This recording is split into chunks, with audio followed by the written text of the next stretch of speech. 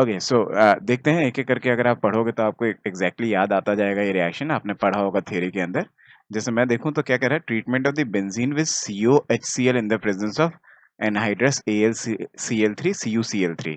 ये रिएक्शन आपको याद आएगा, मैं आपको याद दिलाऊँ तो ये रिएक्शन है गेटरमैन-कोच रिएक्शन, जो कि आपने पढ़ा होगा जब आपने पढ़ा होगा प्रिपरेशन ऑफ एल्डिहाइड्स। जब आपने प्रिपरेशन ऑफ एल्डिहाइड्स पढ़ा होगा, बेंजील्डिहाइड की प्रिपरेशन आपने इससे पढ़ी होगी कि अगर आप बेंजीन लेके चलो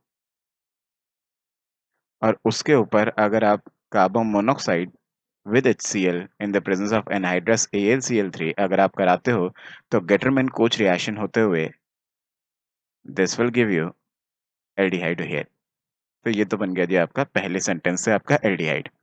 फिर कह रहे हैं followed by acetic anhydride and sodium acetate. अच्छा जी, इसको ये सोडियम एसीटेट और एसिटिक एनहाइड्राइड से रिएक्ट कराना चाहता है। तो इसको भी मैं मेंशन कर दूं एक बार, बहुत इंपॉर्टेंट है ये, क्योंकि पिछले 2-3 साल में ऐसा देखा गया है कि ये रिएक्शन पता नहीं क्यों आईआईटी की कुछ फेवरेट सी बनती जा रही है और ये रिपीटेडली बार-बार इसके बारे में पूछता है। This reaction is known as a Perkin reaction. Perkin's reaction.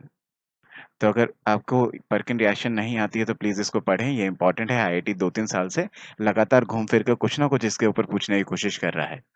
तो अगर देखें तो पर्किन रिएक्शन के बारे में अगर मैं देखूं तो कुछ ऐसा सा होता था, आपके पास एसिटिक एनहाइड्राइड होता है, AC2O जो लिखा हुआ है वो क्या होगा, वो है एसिटिक एनहाइड्राइड। इतने पार्ट को बोलते हैं AC, CH3 C double bond O। Then ये कुछ आपके पास ऐसा सा है, ये है एनहाइड्राइड और इसको इसने किसके प्रेजेंस में डाला हुआ है, एक बेस है जो कि है CH3 C double bond O minus. ये बेस क्या करेगा, ये जो एनहाइड्राइड का ये जो एसिडिक हाइड्रोजन है, इस एसिडिक हाइड्रोजन को एब्स्ट्रैक्ट कर लेगा, जिसकी वजह से यहाँ से क्या बन जाएगा, ये बन जाएगा आपका something like C double bond O CH2 1 minus over here. Then this negative will attack on this benzaldehyde और ये इलेक्ट्रॉन्स ऊपर जाएंगे। तो ऐसा करने से फाइनली बनेगा क्या, जरा तो पकड़ते हैं यहाँ से। आपके पास पर्किन रिएक्शन हो रही है, पर्किन रिएक्शन का फाइनल प्रोडक्ट इसने बोला है X बनेगा। हम फाइनल प्रोडक्ट बना लेते हैं एक बार, क्या बनेगा फटाफट फटाफट देखें जरा। तो कुछ ऐसा सा होगा जैसे कि ये C था, ये O माइनस हो गया, यहाँ पे H आ गया और ये पूरा सेक्शन जाके इस पे जुड़ गया। इसको मैं बोलूँ CH2 then C double bond O C double bond O CH3। ठीक है। देन पर्किन रिएक्शन में हाइड्रोलिसिस भी कराना पड़ता है एंडिंग में, ताकि ये आपका OH हो जाए और ये जो एसिटिक एनहाइड्राइड वाला जो पार्ट है आपका, ये फाइनली हाइड्रोलिसिस होके एसिड बन जाए। तो मतलब क्या होगा, मतलब यहाँ पे ये बनेगा समथिंग लाइक दिस, कि ऐसा कुछ हो गया आपके पास, CH आ गया, OH यहाँ आ गया, ये आ गया CH2 और ये पूरा सेक्शन आपका हाइड्रोलिसिस होके कार्बोक्सिलिक एसिड हो गया। अभी भी पर्किन रिएक्शन खत्म नहीं हुई है। पर्किन रिएक्शन में लास्ट में पर्किन कंडेंसेशन बोलते हैं इसको, तो लास्ट में H2O लॉस होता है। Condensation means loss of some simplest molecules, तो यहाँ पे H2O लॉस कराएंगे फाइनली हीट करने से और ये बनाएगा आपका पर्किन रिएक्शन का फाइनल प्रोडक्ट। तो फाइनल प्रोडक्ट जो होगा पर्किन रिएक्शन का, वो कुछ ऐसा सा दिखेगा आपको। इसको हम बॉक्स में बंद कर लेते हैं, ये है हमारा फाइनल प्रोडक्ट और इसको नाम दे देते हैं। इसने भी कुछ नाम दिया है इसको, क्या नाम दिया है इसने, इसने नाम दिया है X। ये बन गया जी हमारा X, पर्किन का फाइनल प्रोडक्ट। आगे बढ़ते हैं, क्या दिया है इसने, आगे कह रहा है कि जब आपने इसकी रिएक्शन कराई किससे, Br2Na2CO3 से। इसकी रिएक्शन कराई आपने Br2Na2CO3 से। अच्छा जी, Br2Na2CO3 एक्चुअली Na2CO3 क्या है ना, Na2CO3 ये बेस है। तो बेसिक मीडियम में आप Br2 का एडिशन करा रहे हो डबल बॉन्ड पे, ऐसा कुछ है। और यहाँ से कुछ लोग ऐसा भी बोल सकते हैं कि आपके पास मान लो ये कार्बोनेट आयन है, ये जब पानी के साथ रिएक्ट करेंगे तो ऐसे बाइकार्बोनेट आयन बनाएंगे और OH माइनस आयन जनरेट होंगे। तो एक तरह से ऐसा भी कह सकते हैं, बेसिक मीडियम मैं क्यों कह रहा हूँ, because of the salt hydrolysis से आपका OH माइनस आयन जनरेट होंगे। तो इससे OH माइनस आयन भी सॉल्यूशन पड़े होंगे, Br भी सॉल्यूशन पड़ा होगा, Br2 भी। तो यहाँ से होगा क्या ना, यहाँ से जब आप एडिशन कराओगे तो यहाँ से एडिशन में एक तरफ Br जुड़ेगा, एक तरफ OH जुड़ जाएगा और जिस तरफ ज्यादा अच्छा कार्बोकेटायन बनने के चांसेस हैं उधर तो OH जुड़ेगा। मतलब कि बेंजाइल वाले कार्बन पे OH जुड़ेगा और इसके बराबर वाले कार्बन पे आपका Br जुड़ेगा। और ये COO बेसिक मीडियम है, तो I should write it like COO minus. मैं इसको माइनस लिख देता हूँ, COH पूरा नहीं लिख रहा क्योंकि यहाँ पे बेस है ना, बेस या क्या करेगा, इसका एसिडिक हाइड्रोजन उठा लेगा। अच्छा जी, आगे सुनते हैं क्या हो रहा है। आगे इसने बोला कि जी हम इसको कर रहे हैं क्या, इसको हम कर रहे हैं heat in the presence of moist KOH। Moist KOH, अच्छा जी। ठीक है। हीट कर रहे हैं, हीट करने से in the presence of moist KOH, ये बहुत मतलब ड्रास्टिक सी सिचुएशन इसने दे दी आपको। मॉइस्ट केओएच समझते हो? मतलब एक्चुअली अगर आप ध्यान से सुनो, तो ध्यान से देखो तो आपने अल्कोहलिक केओएच बहुत बार पढ़ा होगा, आपने एक्वस केओएच बहुत बार पढ़ा होगा। मॉइस्ट केओएच मतलब है कि आपके पास प्योर केओएच के पैलेट्स पड़े हुए हैं, उसमें बस कुछ ड्रॉप्स ऑफ वाटर हैं। मतलब ये बहुत कंसंट्रेटेड केओएच है, बहुत कंसंट्रेटेड केओएच, तो इसको हम बहुत स्ट्रॉन्ग बेस जैसा ट्रीट कर लेते हैं। तो ये बहुत कंसंट्रेटेड केओएच है, तो सबसे पहली बार तो हीट करने पे होगा क्या ना, केओएच की प्रेजेंस में ये हम पहले से ही O माइनस बना चुके थे इसे, ये इलेक्ट्रॉन्स यहाँ आएंगे, ये इलेक्ट्रॉन्स आपके यहाँ आएंगे और इस OH माइनस आयन को निकाल देंगे। तो हीटिंग भी दे रखा है, मॉइस्ट केओएच भी दे रखा है, जो कि आपका बहुत ड्रास्टिक सी कंडीशन है, जिस केस में ये इलेक्ट्रॉन्स यहाँ शिफ्ट होके, ये इलेक्ट्रॉन्स यहाँ शिफ्ट होके, ये इलेक्ट्रॉन्स OH माइनस आयन को निकाल के फाइनली यहाँ पे प्रोडक्ट दे देंगे क्या, finally you'll get the product ऐसा कुछ, सी डबल बॉन्ड सी, मान लो एक H यहाँ पे बचा था, Br यहाँ पे बचा था और एक आपके पास H यहाँ पे बचा था।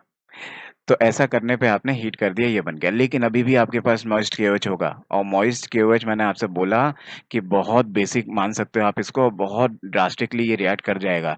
और ये क्या करेगा, ये एक तरह से E2 एलिमिनेशन जैसा कुछ कर देगा, जिसकी वजह से हम E2 एलिमिनेशन कहते थे ना, कि ये हाइड्रोजन एब्स्ट्रैक्ट करेगा, यहाँ पे डबल बॉन्ड बनाएगा, इसको निकाल देगा। जनरली वैसे एल्काइन की सिंथेसिस में हम लोग स्पेशली पढ़ते थे कि केओएच ये काम नहीं करता है, लेकिन यहाँ पे हम कह सकते हैं कि केओएच ये काम कर सकता है। जैसे कि मैंने बताया कि आपको बहुत ड्रास्टिक सी कंडीशन दे रखी है, तो हीटिंग दे रखी है 473 केल्विन, और दूसरी चीज क्या दे रखी है, दूसरी चीज आपके पास मॉइस्ट केओएच दे रखा है, और मॉइस्ट केओएच बहुत ज्यादा मतलब ड्रास्टिक सी ही कंडीशन है, बहुत ज्यादा कंसंट्रेशन ऑफ केओएच आपको दे रखा है यहाँ पे। अच्छा, तो मेरे हिसाब से तो वाई आपका ये आएगा, जिसके हिसाब से मैं इसको बॉक्स में पैक कर दूं और इसको मैं नाम दे दूं, ये हमारा बन गया जी वाई।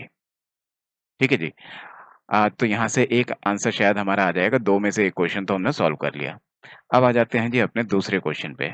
पहले दूसरे क्वेश्चन की बात कर लेते हैं। दूसरे क्वेश्चन में आगे बढ़ते हैं। क्वेश्चन को कह रहा है कि ये जो y था, सॉरी जो x था, यहाँ से कह रहा है, इस सेंटेंस को आप यहाँ से पढ़ना शुरू करें। जो x था उसका आपने हाइड्रोजन, प्लैटिनम, पैलेडियम की प्रेजेंस में, एक्टिवेटेड चारकोल की प्रेजेंस में आपने रिएक्शन कराया। ऐसा करने से डबल बॉन्ड खत्म हो जाएंगे। x ये था, इसको बना लेते हैं एक बार। तो ये कह रहा है जो आपके पास x था, इसको बना लेते हैं एक बार। कह रहा है इसको हमने एक्टिवेटेड चारकोल पैलेडियम की प्रेजेंस में रिडक्शन कर दिया। रिडक्शन अगर आप करोगे तो ये कार्बोक्सिलिक एसिड का कुछ नहीं बिगाड़ पाएगा, लेकिन डबल बॉन्ड का बिगाड़ पाएगा पूरा पूरा। तो जिसकी वजह से क्या हो जाएगा, जिसकी वजह से आपका ये डबल बॉन्ड जो था वो सिंगल बॉन्ड हो जाएगा, and this will give you something like this, carboxylic acid over here. ठीक है जी, यहाँ से आपका कार्बोक्सिलिक एसिड बन गया। इसके बाद क्या दे रहा है, इसके बाद कह रहा है कि आपने कोई एसिड लिया और उस एसिड के प्रेजेंस में आपने इसको हीट कर दिया। अच्छा जी, एसिड से ट्रीट कर दिया एक्चुअली आपको। तो ऐसा करने से क्या होगा, ऐसा करने से ये भी बहुत फेमस सी रिएक्शन आपने पढ़ा ही होगा कि कार्बोक्सिलिक एसिड इस तरह से अगर बेंजीन के सामने आ जाए और आपने एसिड डाल के अगर इसको हीट कर दिया, तो ये यहाँ से एसिलिनियम आयन जनरेट कर लेता था। तो H3PO4 हल्का सा हीट भी देना पड़ेगा। ऐसा करने से यहाँ से एसिलिनियम आयन जनरेट हो जाएगा, मतलब कि यहाँ पे मैं ऐसा बोलूँ कि ये OH2 पॉजिटिव बनेगा, फिर वो H2O लॉस कर देगा, यहाँ पे कार्बोकैटायन बन जाएगा, तो this will give positive here. Finally ये पॉजिटिव आपका EAS कर लेगा, मतलब इलेक्ट्रोफिलिक एरोमेटिक सब्स्टिट्यूशन कर लेगा, और इसके यहाँ ऑर्थो पे जाके ये जुड़ जाएगा, जिसकी वजह से क्या बन जाएगा, जिसकी वजह से बन जाएगा समथिंग लाइक दिस, ऐसा। देन हैविंग 5 मेंबर्ड रिंग, और आई कैन से ये इससे जुड़ गया, जिसकी वजह से आपका ये C डबल बॉन्डो ऐसा कुछ बन गया। तो मेरे हिसाब से जो ये लास्ट वाला कह रहा है Z, वो Z क्या होना चाहिए, Z होना चाहिए आपका ये प्रोडक्ट। अब एक बार जरा इसके क्वेश्चंस पढ़ लेते हैं, ये क्या कहना चाहता है। ये कहना चाहता है कि कंपाउंड वाई क्या है। कंपाउंड वाई हमारा ये रखा, कंपाउंड वाई अगर हम देखें तो this is your triple bonded वाला, मतलब ये। तो यहाँ का आंसर आना चाहिए आपका ऑप्शन नंबर सी। देन उसके बाद आपसे कह रहे हैं कंपाउंड जेड क्या है। कंपाउंड जेड अगर हम देखें तो ये एक्स, ये वाई, ये जेड। जेड में हमारे पास आना चाहिए समथिंग ऐसा कुछ, और 5 membered ring C double bond, 5 membered ring C double bond, option A. तो बस इसका आंसर आना चाहिए आपका ऑप्शन नंबर सी। इसका आंसर आना चाहिए आपका option number A. Thank you. है कि पी मॉलिक्यूल है जिसके बारे में कुछ हिंट दिया गया है। उसके बाद कह रहा है ये पी मॉलिक्यूल आपका ये कुछ रिएक्शंस कर रहा है, इस तरफ एस बना रहा है और इस तरफ रिएक्शन कर रहा है जिससे क्यू और आर बना रहा है। ये पिछले 2-3 साल से प्रचलन देखा गया कि आईआईटी इस तरह के बहुत क्वेश्चंस पूछ रहा है कि एक एरो के ऊपर बहुत सारे रिएजेंट लिख देता है, एक एरो के ऊपर बहुत सारे रिएजेंट लिख देता है। ऐसा करने से ये क्या कर लेता है, एक ही क्वेश्चन के अंदर आपसे खूब सारे रिएक्शंस को इवैल्यूएशन कर लेता है कि आपको आती है कि नहीं आती है। तो इस तरह का प्रचलन जनरली हो गया है, तो आपको ऑर्गेनिक केमिस्ट्री की सारी रिएक्शंस आपको बहुत अच्छे से आने चाहिए। खास करके जो रिएक्शन एक दूसरे से इंटर रिलेशन रखती हैं, वो रिएक्शंस आपको ढंग से आने चाहिए। अच्छा, क्वेश्चन को पढ़ते हैं ध्यान से, एक गेस मारने की कोशिश करते हैं रैंडमली कि ये क्या होगा, मतलब ये पी मॉलिक्यूल क्या होना चाहिए। अच्छा, यहाँ से पता चल जाएगा अगर आप देखो तो। कह रहा है C11H12O2। अच्छा जी, 11 कार्बन है, 11 कार्बन को आपने ऑक्सीडाइज किया तो डाई बेसिक एसिड दे रहा है। और ये वही डाई बेसिक एसिड है which react with ethylene glycol to give Dacron. Ethylene glycol के साथ जो रिएक्ट करने पे डेक्रोन बनाता है। मैं आपको एक बार बता दूं, ये जो डेक्रोन है, डेक्रोन एक पॉलीमर होता है जो कि किस किस से रिएक्शन करने से बनता है। टरथेलिक एसिड। टरथेलिक एसिड क्या होता है, आपके पास ये से करके एक दूसरे के रेस्पेक्ट में दो COH लगे हुए हैं। टरथेलिक एसिड को जब आप इथिलीन ग्लाइकोल से रिएक्शन देते हो, तब जाके आपका डेक्रोन बनता है। इन दोनों का जब पॉलीमराइजेशन होता है, तब जाके डेक्रोन बनता है। तो इसका मतलब है कि ये जो कहना चाह रहा है ना डाइबेसिक एसिड, ये डाइबेसिक एसिड आपसे कहना चाह रहा है कि ये टरथेलिक एसिड बनाता है पी। तो पी का ऑक्सीडेशन करने से टरथेलिक एसिड बन रहा है। इसका मतलब है कि आपके पास ये इसने दिखा दिया कितने, 6 7 8 कार्बन तो आपके पक्के हो गए। इसके बाद बाकी बचे हुए क्या कार्बन है, उनके बारे में भी कुछ हिंट होगा। बाकी बचे हुए कार्बन्स के बारे में हिंट क्या है कि जब आप इसका पी का ओजोनलिसिस कराते हो, तो आपको एक एलिफेटिक कीटोन मिलता है। ठीक है जी। तो ये तो बहुत इजी सही हो गया। अभी तो हमारे लिए गेस मारना बहुत आसान है कि ये पी क्या है। क्यों? क्योंकि इसने आपसे बोला कि ओजोनलिसिस कराने से एक कीटोन भी बनेगा। और हम ऑलरेडी अपने 8 कार्बन्स को तो अरेंज कर ही चुके थे। एक ये, एक ये। फिर उसने बोला कि कीटोन भी बन रहा है ओजोनलिसिस करने से, तो ऑब्वियस सी बात है कि एक कीटोन बन रहा है। तो अब बचे हमारे पास कितने कार्बन थे, 11। तो मतलब बचे हमारे पास कितने, 3 कार्बन और लगाना है हमें। तो ये हो गया आपका 9 10 11। तो एक तरह से यहाँ CH3, यहाँ CH3, यहाँ पे H, ये हो गए आपके 11 कार्बन पूरे। अब बचा क्या, अब बचे आपके पास 2 ऑक्सीजन। तो ऑब्वियस सी बात है, अगर ये कह रहा है ऑक्सीडेशन करने पे COH बन रहा है और 2 ऑक्सीजन भी चाहिए अभी, तो इसको सीधे सीधे COH ही ले लेते हैं, और होना भी यही चाहिए। ठीक है जी। तो यहाँ से हमने गेस कर लिया भाई कि हमारा पी मॉलिक्यूल क्या है। यहाँ से हमने गेस कर लिया। अब हम ध्यान से देख सकते हैं और सोच सकते हैं कि पी की क्या क्या रिएक्शन इसने कराई हुई है। मैं इधर की तरफ चलता हूँ, पहले पी से क्यू, क्यू से आर बनाता हूँ। देखिएगा जरा, सबसे पहले इसने क्या कर रखा है, सबसे पहले इसने कुछ पी लिया, COOH, और यहाँ पे इसने CH लगा के देन डबल बॉन्ड देन ऐसे। ठीक है, इसकी रिएक्शन इसने किससे करा रखी है, इसकी रिएक्शन इसने कराई पहले तो हाइड्रोजन प्लैटिनम पैलेडियम, ये एक्टिवेटेड चारकोल के साथ पैलेडियम ले रखा है इसने। इससे क्या होगा, ये डबल बॉन्ड खत्म हो जाएंगे। डबल बॉन्ड खत्म हो जाएगा तो ये क्या बन जाएगा, this will give you something कि यहाँ पे आ गया आपका COOH, and this will give you CH2 यहाँ, देन ये। अच्छा जी, ये आ गया आपका। उसके बाद कह रहा है SOCl2 से रिएक्शन कराया। SOCl2 की टिपिकल सी रिएक्शन होती है कि एसिड को, कार्बोक्सिलिक एसिड को एसिड क्लोराइड में कन्वर्ट कर देता है। तो इसका मतलब SOCl2 की अगर आप रिएक्शन कराओगे, तो ऊपर जो कार्बोक्सिलिक एसिड दिख रहा है वो आपका C double bond O Cl बना देगा। ये C डबल बॉन्ड O है, और यहाँ पे बेंजीन रिंग है, और इसको तो हमने छेड़ा नहीं, ये तो एज इट इज रहा, ऐसा कैसा मैंने बना दिया। तो ये हो सकता है थोड़ा सा मेरे लिखने में दिक्कत हुई हो, लेकिन ये C डबल बॉन्ड Cl है। ठीक है जी। अच्छा जी, इसके बाद क्या कह रहा है, इसके बाद आपसे कह रहा है कि इसकी रिएक्शन किससे कराई। इसके बाद इसकी रिएक्शन कराई इसने कुछ ग्रिग्नार्ड रिएजेंट जैसा मेरे को दिख रहा है, मिथाइल MgBr। अच्छा, लेकिन मिथाइल MgBr को कैडमियम Cl2 की प्रेजेंस में डाल रहा है। अच्छा, इसके बारे में मैं आपको बता दूं, मिथाइल MgBr कैडमियम Cl2 की प्रेजेंस में जो ये डालना चाह रहा है ना, एक्चुअली में क्या होगा, ये दोनों पहले आपस में खुद ही रिएक्ट कर जाएंगे, जिससे ये क्या बन जाएगा, R2CD। जैसे आपने पढ़ा होगा कीटोन की प्रिपरेशन में, R2CD की रिएक्शन कार्बोक्सिलिक एसिड से, कार्बोक्सिलिक एसिड के डेरिवेटिव से जब आपने R2CD की रिएक्शन कराया तो कीटोन बन जाता है। तो यहाँ से मिथाइल Me माइनस बन के आता है, मतलब CH3 माइनस बन के आएगा, इस पे अटैक करेगा, इस Cl को रिप्लेस कर देगा, जिसकी वजह से ऊपर कीटोन जनरेट हो जाएगा। तो ये बना देगा ऊपर कीटोन, जिसकी वजह से यहाँ पे आ जाएगा CH3, यहाँ बेंजीन, और यहाँ पे CH2, देन हैविंग दिस। ये रिएक्शन मैं एक बार आपको फिर से बोल दूं क्या, कि मिथाइल कैडमियम की जो आप रिएक्शन करा रहे हो ना मिथाइल कैडमियम की, वो मिथाइल कैडमियम थोड़ा सा क्या है, थोड़ा सा यहाँ से इतनी जल्दी से मिथाइल जनरेट नहीं कर पाता CH3 माइनस, जिस कारण की वजह से थोड़ी सी स्लो रिएक्शन होती है। जबकि अगर मैं प्योरली CH3 MgBr यहाँ पे ले लेता, CdCl2 ना लेता, तो ऐसे केस में मैं मान के चलता कि मेरे पास मिथाइल एक्सेस में पड़ा हुआ, RMGX एक्सेस में पड़ा हुआ है। मैं जब कीटोन बनाता उसके बाद एक बार और इसकी रिएक्शन कराया था। लेकिन मिथाइल कैडमियम की प्रेजेंस में फर्दर रिएक्शन नहीं कराते हैं, सिर्फ कीटोन पे ही रोक देते हैं। ठीक है ना? ग्रिग्नार्ड रीजेंट प्योरली होता तो मैं एक बार और रिएक्शन कराया था इसकी और अल्कोहल बना देता। लेकिन यहाँ पे मिथाइल कैडमियम की प्रेजेंस में यहीं रोक देते हैं कीटोन पे, इससे आगे फर्दर रिएक्शन नहीं कराते हैं। अच्छा जी, ये क्या आगे क्या कराना चाहता है जरा इसको भी देख लेते हैं। ये कराना चाह रहा है इसका रिडक्शन अब सोडियम बोरोहाइड्रेट से। इसने लिखा नहीं है बट हम अज्यूम करके चलेंगे, it is followed by hydrolysis. ठीक है, फॉलोड बाय एसिडिक वर्कअप। तो ऐसा करने पे क्या होगा, ऐसा करने से ये OH हो जाएगा, यहाँ हो जाएगा CH3G, और ये हो गया जी आपका benzene with having CH and having 1 2 CH3, ketone वाला पार्ट यहाँ है ना। अच्छा ठीक है, तो ये आपका बन गया Q कंपाउंड, तो इसको मैं मेंशन कर दूं, ये हमारा बन गया Q। ठीक है जी। अब इस Q से और भी बहुत सारे रिएक्शंस करा रहा है, देखें जरा। एक रिएक्शन तो करा रहा है HCl से। HCl अभी कहाँ पे जाके अटैक मारे, और तो कुछ है नहीं यहाँ जिससे HCl अटैक करे। इसको देख लेना, ये C है, CH, O जैसा दिख रहा है, शायद मैं इसको करेक्ट कर देता हूँ थोड़ा सा।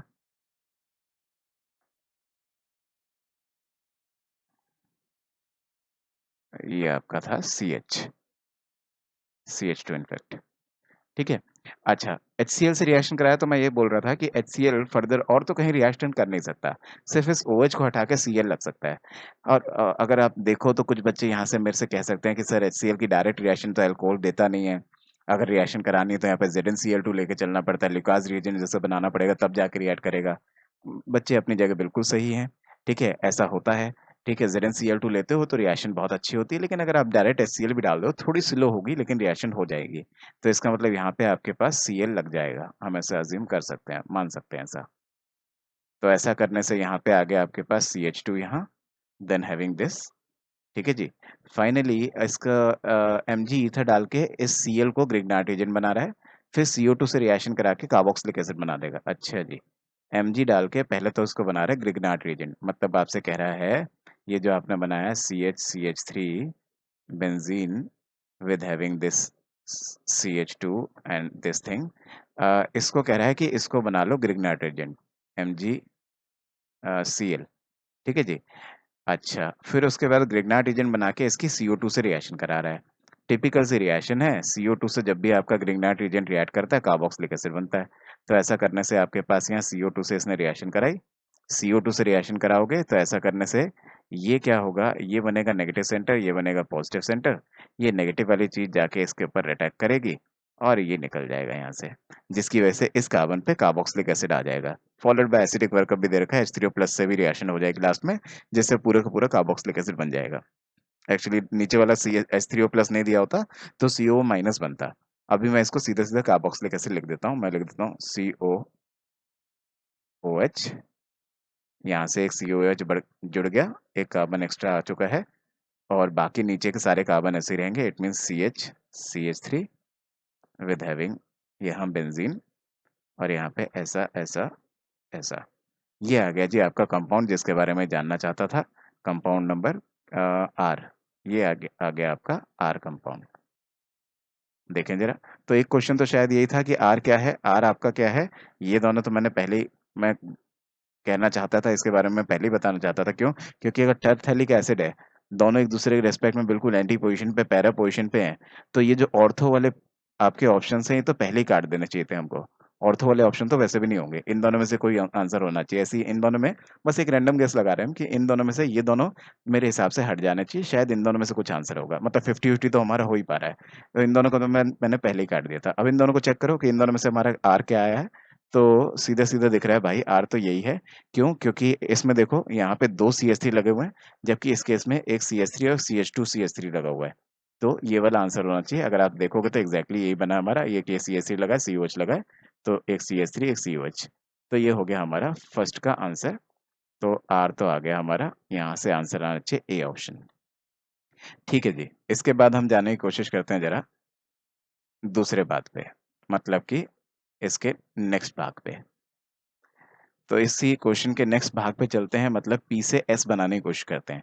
एक बार फिर से फ्रेशली पी को लिख लेते हैं। पी क्या है?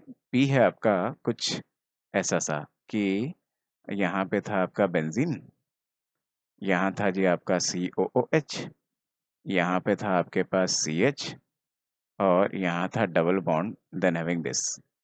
इसमें भी इसने सबसे पहले तो यही किया, इसका रिडक्शन करा दिया। जो इसने यहाँ किया था वही काम यहाँ कर दिया, इसका रिडक्शन करा दिया, डबल बॉन्ड खत्म करा दिए। तो H2PdC, मतलब एक्टिवेटेड चारकोल के साथ पैलेडियम। ऐसा करने से COH तो ऐसे ही रह जाएगा, और आपका नीचे वाला पार्ट, ये पार्ट आपका रिडक्शन हो जाएगा और ये CH2 बन गया। ठीक है जी, और डबल बॉन्ड खत्म हो गया। अच्छा जी, आगे क्या कह रहा है? आगे कह रहा है इसकी अमोनिया से रिएक्शन कराई और हीट कर दिया। किसी भी कार्बोक्सिलिक एसिड को अमोनिया से रिएक्शन करके फॉलोड बाय हीट अगर होगा, तो ऐसा करने से अमाइड बन जाता है। तो यहाँ से बन जाएगा जी आपका अमाइड। ये इसने बना दिया जी अमाइड। ठीक है जी, अमाइड भी बन गया। आगे क्या? आगे इसने कराया Br2NaOH। ये रिएक्शन आपको याद होनी चाहिए, अगर नहीं पता है तो बहुत इंपॉर्टेंट है भाई, याद होना चाहिए। This reaction is known as Hofmann bromide reaction. तो ये हॉफमैन डिग्रेडेशन या हॉफमैन ब्रोमोमाइड रिएक्शन आपने सुना होगा। हॉफमैन ब्रोमाइड रिएक्शन, जो हॉफमैन ब्रोमाइड रिएक्शन क्या बोलता है? इन शॉर्ट, ये CO गायब हो जाएगा, NH2 डायरेक्टली यहाँ बेंजीन से जुड़ जाएगा। तो हॉफमैन ब्रोमाइड क्या रिएक्शन होती है कि अगर आपके पास कोई अमाइड हो तो अमाइड का C डबल बॉन्ड हो हटा दो और डायरेक्टली NH2 को उस पर जोड़ दो। ठीक है ना, इसको हटा के डायरेक्टली NH2 यहाँ पे जोड़ दो। तो इसका मतलब इसका प्रोडक्ट क्या आएगा? इस रिएक्शन का प्रोडक्ट आएगा, नीचे वाला एज इट इज रहेगा, तो पहले मैं नीचे वाला बना दूं। नीचे वाला पोर्शन बना दिया और यहाँ डायरेक्टली NH2 आ जाएगा। ठीक है जी, ये तो बन गया।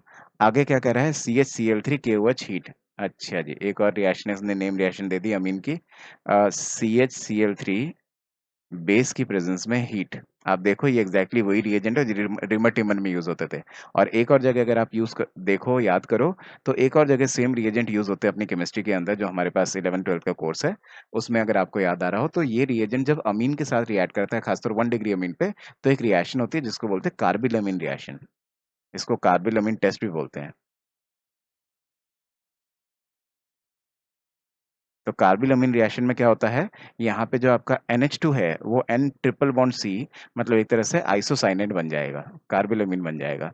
तो एक तरह से मैं कहूँ तो नीचे वाला सेक्शन तो एज इट इज रह जाएगा, इसको तो हमने छेड़ा नहीं, ये तो ऐसे ही रह जाएगा।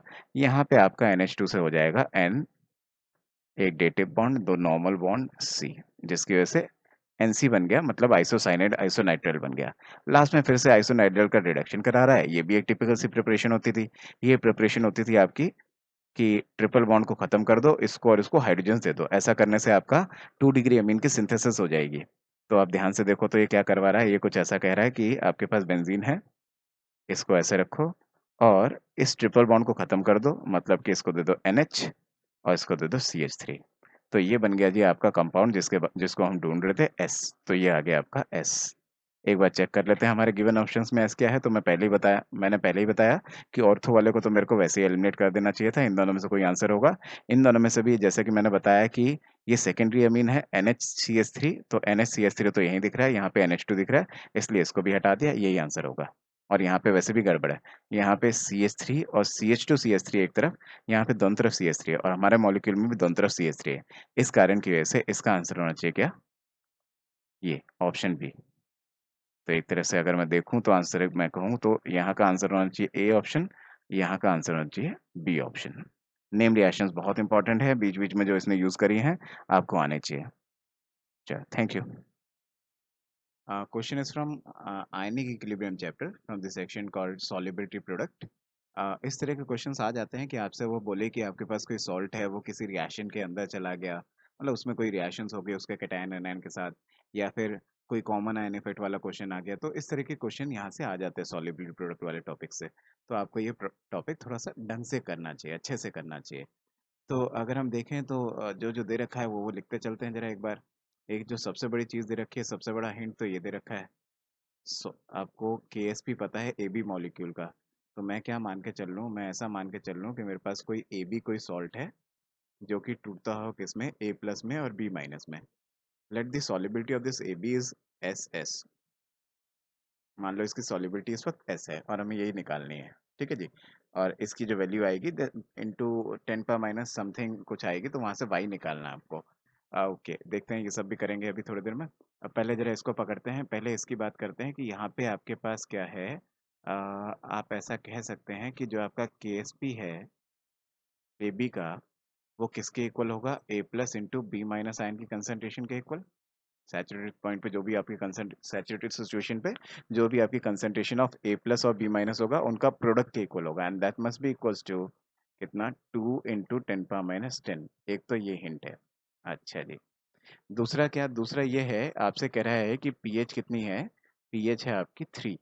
तो मतलब H प्लस आयन की कंसंट्रेशन कितनी है, H plus ion concentration 10⁻³ molar. अच्छा जी, यहाँ से जो आपके बी माइनस निकलेंगे, ये जो आपके बी माइनस यहाँ से निकलेंगे वो इन H प्लस आयन से रिएक्ट कर सकते हैं to give you H plus ion, और बी माइनस आपस में रिएक्ट होंगे टू गिव यू HP। अच्छा, इसने क्या दे रखा है, इसने आपको dissociation constant of H B दे रखा है, मतलब एच बी के टूटने की टेंडेंसी दे रखी है, टूटने का जो कांस्टेंट है वो दे रखा है 10⁻⁸। हम इसके बनने की बात कर रहे हैं, ये इसके टूटने की बात कर रहा है। तो हम जिसकी बात कर रहे हैं वो एक्चुअली में इनवर्स ऑफ दिस होगा। मतलब मैं कहूँ कि इस रिएक्शन का अगर आपको कांस्टेंट निकालना है के, तो वो आएगा 10⁻+8, जो कि एक्चुअली में इक्वल होगा किसके, एच बी की concentration divided by H A की concentration into B minus ion की कंसंट्रेशन। मैं फिर से बोल देता हूँ क्या बोला मैंने। मैंने बोला कि यहाँ पे इसने क्या दे रखा है, इसने के ए ऑफ एच बी दे रखा है। मतलब ये आपसे कह रहा है एच बी के टूटने की टेंडेंसी, मतलब एच बी के एच प्लस आयन और बी माइनस बनाने की टेंडेंसी, उसने रिवर्स रिएक्शन का आपको के दे रखा है। मैं क्या कर रहा हूँ, मैं आपसे कह रहा हूँ कि इक्विलिब्रियम कांस्टेंट आपको निकालना है उसके रिवर्स का, मतलब इसके उल्टे का। और जब उल्टे का निकालोगे तो इसका इन्वर्स हो जाएगा, तो ये 10⁻⁸ है।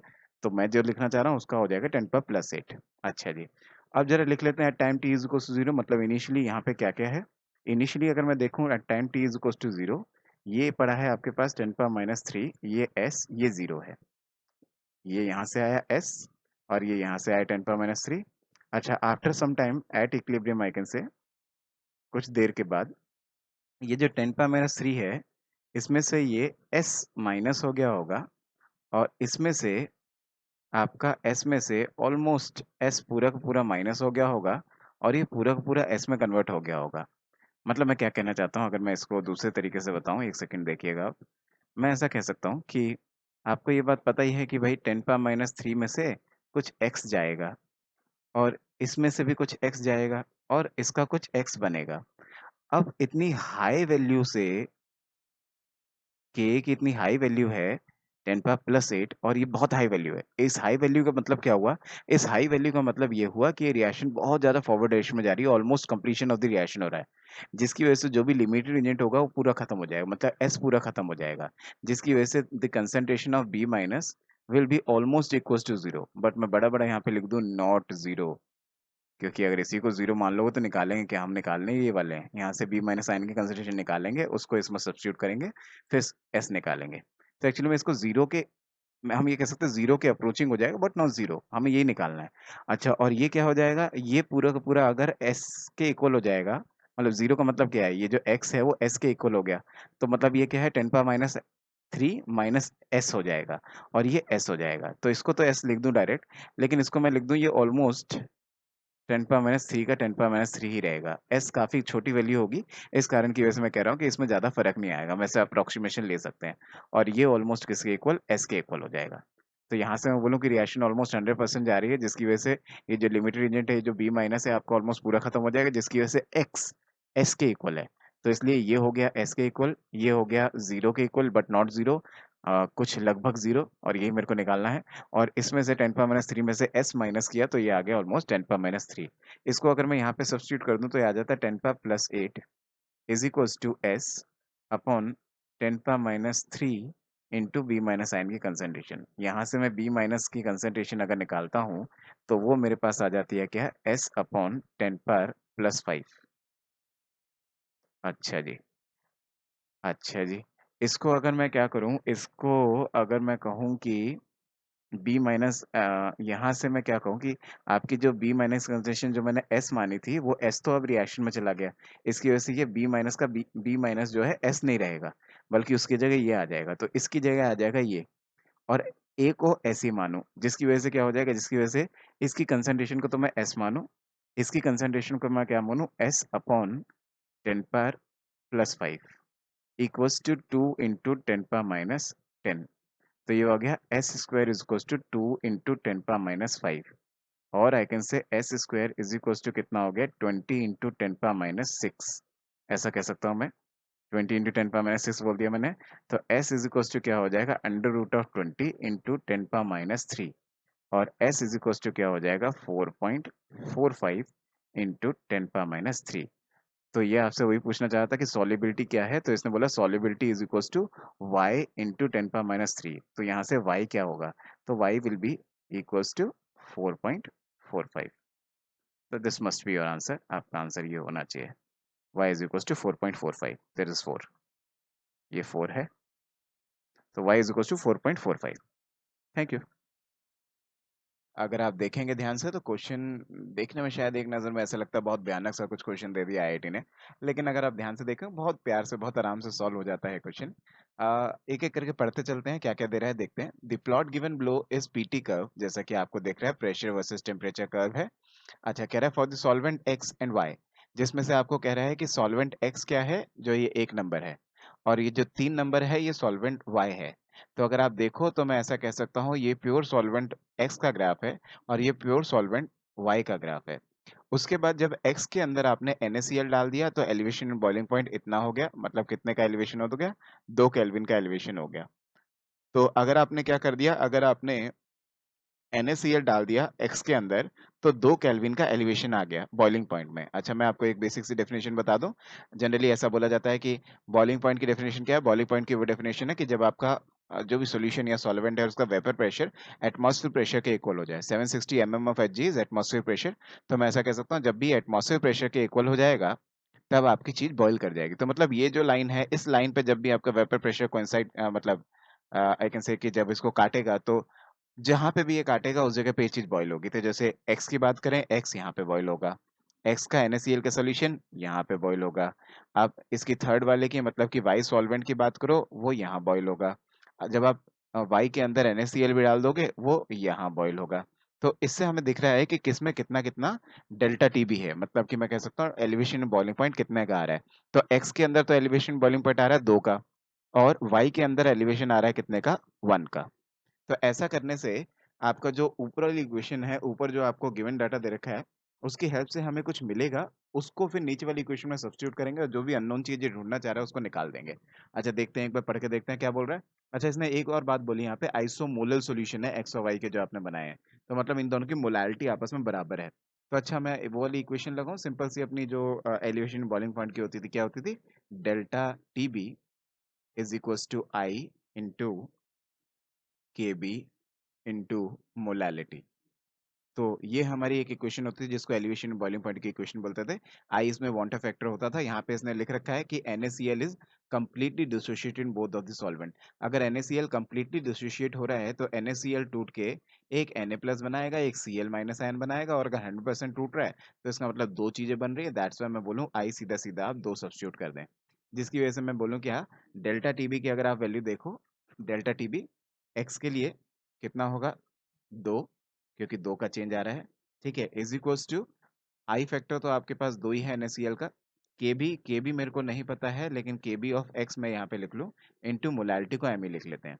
फिर उसके बाद दूसरी इक्वेशन क्या बनी, दूसरी इक्वेशन बनी y के लिए। If it is equation number 1, equation number 2 will be about y के लिए एलिवेशन कितना आया, 1 केल्विन का एलिवेशन आया, इज इक्वल्स टू आई, इसके लिए भी NaCl का 2 बोला जाएगा, इसको मैं बोलूंगा के बी ऑफ y, और मोलालिटी इसकी भी m है, जिसकी वजह से मैं कह सकता हूँ अगर मैंने दोनों इक्वेशन को डिवाइड कर दिया है, फिर आई will divide the equation number 1 by equation number 2, I will gate कि के बी ऑफ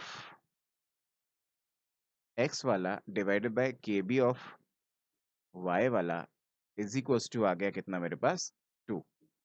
तो यहाँ से जो के बी के रेशियोज आ गए हैं एक्स और वाई के, वो शायद नीचे वाली इक्वेशन में सब्स्टिट्यूट करवाएगा, फिर जो भी अननोन चीज़ है उसको निकलवा देगा।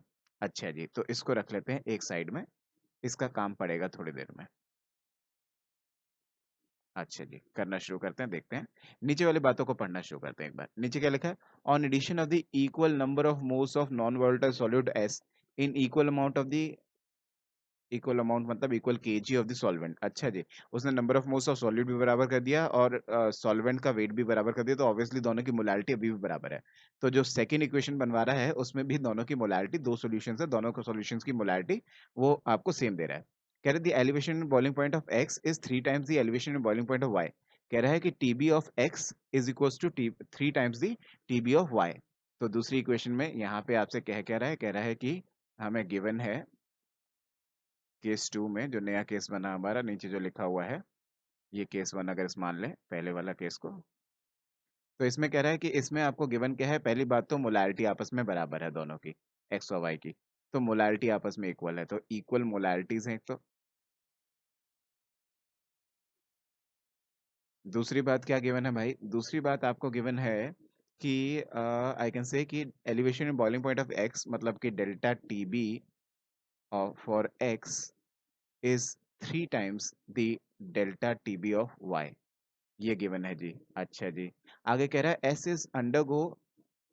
S is known to undergo dimerisation the solvents. अच्छा जी, एस का डाइमरेशन हो रहा है, मतलब डाइमरेशन मतलब ये है, जैसे मान लो आपके पास कोई दो चीज हो, टू ए, वो आपस में डाइमराइज होके ए टू बन रही है, तो ऐसे में जब हम स्टोइशियोमेट्री लगाते थे अपना, जो इक्विलिब्रियम का हम लोग आइस टेबल बनाते थे कि इनिशियली क्या हो रहा है, देन एट इक्विलिब्रियम क्या हो रहा है, तो वो अगर आप देखोगे तो आई कैन से कि at time T is equal to zero, अगर इसकी कंसंट्रेशन 1 है तो ये जीरो है, और eight equilibrium I can say कि अगर ये टूटा कुछ अल्फा, तो this will be your alpha by to. जैसे यहाँ पे बोलोगे तो अगर one one minus two alpha बने टूटेगा, तो यहाँ पे अल्फा बनेगा, तो वही उसी को मैंने डिवाइड बाय टू करके लिख दिया है कि अगर इसमें से अल्फा जाएगा तो ये अल्फा बाय टू बनेगा। ठीक है ना, जनरली इसी तरह से इक्वेशन लिखी जाती है, सो दैट कि अल्फा अल्फा के बाद कुछ मल्टीप्लीकेशन में ना रहे। ठीक है ना। अच्छा, तो इस तरह से मैंने लिख दिया। अगर आप देखो यहाँ से आई फैक्टर निकालना हो, तो आई फैक्टर क्या होगा, दिस प्लस दिस, मतलब क्या होगा, one minus alpha plus alpha by to. ऐसा करने से आई क्या आ जाएगा, one minus alpha by to. तो ऐसा करने से मेरे को आई की इक्वेशन मिल गई कि दोनों का आई क्या क्या है। उसमें से आपसे कह रहा है आगे कि degree of dissociation of Y is 0.7। Y के लिए तो अल्फा आपके पास 0.7 है, आपको एक्स का अल्फा निकालना है। अच्छा जी, तो मैं क्या करता हूँ, मैं एलिवेशन बॉइलिंग पॉइंट की फिर से इक्वेशन लिख लेता हूँ दोनों के लिए एक बार। मैं लिख लेता हूँ कि delta T B of X is equal to क्या है, one minus alpha by two, यही अल्फा हमें निकालना है क्वेश्चन में, into K B of X वाला इंटू मोलारिटी। और दूसरी इक्वेशन क्या लिख लूँ, delta T B of Y is equal to one minus, इसका अल्फा कितना दे रखा है, 0.7, तो one minus 0.7 divided by two into K B of Y into molality. दोनों इक्वेशन को अगर आपने डिवाइड कर दिया, तो ऐसा करने से if it is equation number 3, if it is equation number 4, क्योंकि 1 और 2 में पहले ही मान चुका था। अच्छा, तो if it is equation number 2, 3 and 4, if I will divide 3 by 4, I will get क्या, delta T B of X upon delta T B of Y. और मेरे को ये पता है कि delta T B of X is 3 times of delta T B of Y, that's why इन दोनों का रेशियो किसके बराबर आ जाएगा, 3 के बराबर आ जाएगा। इसको मैं लिखूँ one minus alpha by two divided by, इसको मैं one minus 0.7 divided by two will come out to be 0.62, और K B of X divided by K B of Y, ये हम पहले ही निकाल चुके हैं, किसके, टू के इक्वल है, तो यहाँ पे मैं दो सब्स्टिट्यूट कर दूंगा, और मोलालिटी से मोलालिटी कट ही जाएगा, वो बराबर है। तो बस यहाँ से सब कुछ आपको पता है, बस अल्फा नहीं पता है, यहाँ से अल्फा कैलकुलेट कर लो, alpha will come out to be कितना, 0.05। तो क्वेश्चन के अंदर आपको क्या पूछा था, आपको वही जो एक्स सॉल्वेंट है आपका, उसका जब आपने देखा सॉल्यूशन बना, तो उसका आपका अल्फा कितना होगा, वो क्वेश्चन में पूछा हुआ है। तो हमने एक तरह से वही कि जो भी आपका एक्स सॉल्वेंट है उसका अल्फा निकाल दिया। ठीक है ना, तो अल्फा की वैल्यू क्या आ जाएगी, आंसर क्या आ जाएगा, answer will B 0.05। Thank you. अगर आप देखेंगे तो कुछ कुछ डाटा दे रखा है, जिसकी हेल्प से पहले कोई इक्वेशन बनवाएगा, पहली इक्वेशन, वहां से कुछ हिंट निकलवाएगा, मतलब वहां से कुछ चीज कैलकुलेट कराएगा, फिर वो जो चीज वहां से निकल के आएगी उसे दूसरे में सब्स्टिट्यूट करेंगे, दूसरी इक्वेशन बनवा रहा है और वहां से अननोन चीज निकाल लें, मतलब दो इक्वेशन है, पहली इक्वेशन में से कुछ निकल के आएगा, उसे दूसरे में सब्स्टिट्यूट करेंगे, आंसर आ जाएगा बड़े प्यार से। तो देखिएगा ये क्या कहता है, कहता है liquid A and B form an ideal solution. ये कहने का इसका मतलब है कि ये 100% राउल्स लॉ फॉलो करेगा। अच्छा जी, कह रहा है at the temperature equimolar solution of A and B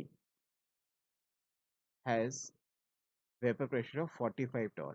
अच्छा जी, इक्यूमोलर का मतलब है कि भाई दोनों के मोल्स बराबर हैं। अगर दोनों के मोल्स बराबर हैं तो एक्स ए और एक्स बी कितना हो गया, mole fraction of X A X B कितना हो गया, that will be 0.5 divide by, और ये 0.5, मतलब आधे मोल्स आपके पास पड़े हुए हैं ए के, आधे मोल्स पड़े हुए हैं बी के, मोल फ्रैक्शन सॉरी। तो मोल फ्रैक्शन में कह सकता हूँ कि मोल फ्रैक्शन में से आपका हाफ मोल फ्रैक्शन है आपका ए, हाफ मोल फ्रैक्शन है आपका बी। अच्छा जी, यहाँ तक पता लग गया। और क्या पता है, इस इक्वेशन से पी टोटल भी दिख रहा है। पी टोटल कितना है आपका 45। फिर तो आसानी है। क्या दे रहा है देखो, इसने आपको बोला पहली इक्वेशन बनाई P total is equal to Raoult law लगाओ P not A X A plus P not B X B, जिसमें आपने क्या लिखा, जिसमें आपने लिखा 45 इज इक्वल टू 20। अच्छा 20 यहाँ पे गिवन था, मैं आपको बताना भूल गई। ये आपको दे रखा है P not A, P not A दे रखा है 20 टॉर। ठीक है जी। पी नॉट बी नहीं पता, वो शायद यहीं इस इक्वेशन से पी नॉट बी नहीं निकलवाना चाह रहा है आपसे। तो यहाँ से आपको 0.5 पता है, ये पी नॉट बी नहीं पता है, और ये 0.5 पता है। तो बस जी यहाँ से आपका पी नॉट बी निकलवाना चाहता है। तो पी नॉट बी ये 45 है, इसको देख लेना ढंग से। ये 45 है, ये 4 है, ये 5 है। ठीक है। तो ये थोड़ा सा मैं इसे साफ करके दोबारा लिख देता हूँ थोड़ा सा। It is 45। ठीक है। अच्छा तो मैंने क्या बोला कि यहाँ से पी नॉट बी निकाल लो, पी नॉट बी आप निकालोगे that will come out to be 70, 70 torr. अच्छा बस जी, पहली इक्वेशन का इतना ही काम था। अब नई इक्वेशन बनवाएगा, उसमें पी नॉट ए पता है, पी नॉट बी ये आ गया है। आराम से क्वेश्चन सॉल्व हो जाएगा। देखिए जरा नई इक्वेशन क्या बनवा रहा है। नई इक्वेशन में कह रहा है कि एक कोई नया इक्वेशन बन रहा है जिसमें आपका फिर से आपने at the same temperature new solution is form, जिसका मोल फ्रैक्शन एक्स से एक्स बी है, जिसके मोल फ्रैक्शन आपके एक्स से एक्स बी है। ठीक है। और कह रहा है कि इस वक्त आपके पास पी टोटल कितना है 22.5। ठीक है। एक्स से अपॉन एक्स बी का रेशियो कितना होगा, बहुत आसान है, सिंपली आ जाएगा। देखिए जरा। तो अब पी नॉट ए पता है, पी नॉट बी पता है, फिर से इक्वेशन लगाते हैं। P total is equal to P not A X A plus P not B X B. तो मैं क्या कह दूं, पी टोटल इस वक्त कितना है, अब की बार है 22.5। तो ये है आपका 22.5 टॉर। और ये आपको पता है कितना है, ये है जी आपका 20 x A plus P not be अभी अभी हमने निकाला था 70, 70 एक्स बी। और आपको पता है कि एक्स से एक्स बी अगर आपको चाहो तो यहीं से रेशियो निकाल दो, चाहो तो ऐसा कर लो, पहले एक्स से कैलकुलेट कर लो फिर एक्स बी कैलकुलेट कर लो। और वो कैसे कर सकते हैं, क्योंकि आपको पता है X A plus X B equals to 1 होता है, तो यहाँ पे 1 minus X B X A डाल दो एक्स बी की जगह, और यहाँ से एक्स ए कैलकुलेट कर लूँ। तो ये जो एक्स ए मैंने कैलकुलेट किया ये मेरा आ रहा था 0.95। तो मोल फ्रैक्शन ऑफ ए आ गया आपके पास 0.95। सिमिलरली 1 में से माइनस कर दूंगा तो I get mole fraction of B, जो कि आ रहे हैं कितने 0.05। उसने क्वेश्चन में आपसे क्या पूछा है कि मेरे को X A by X B का रेशियो बता दो। तो X A by X B का रेशियो आपको अगर निकालना है that will be equals to 0.95 divide by 0.05 that will come out to be 19, जिसकी वजह से आंसर आना चाहिए आपका कितना 19। तो काफ़ी आसान सवाल था, सिंपल सा। तो answer will be your 19। Thank you.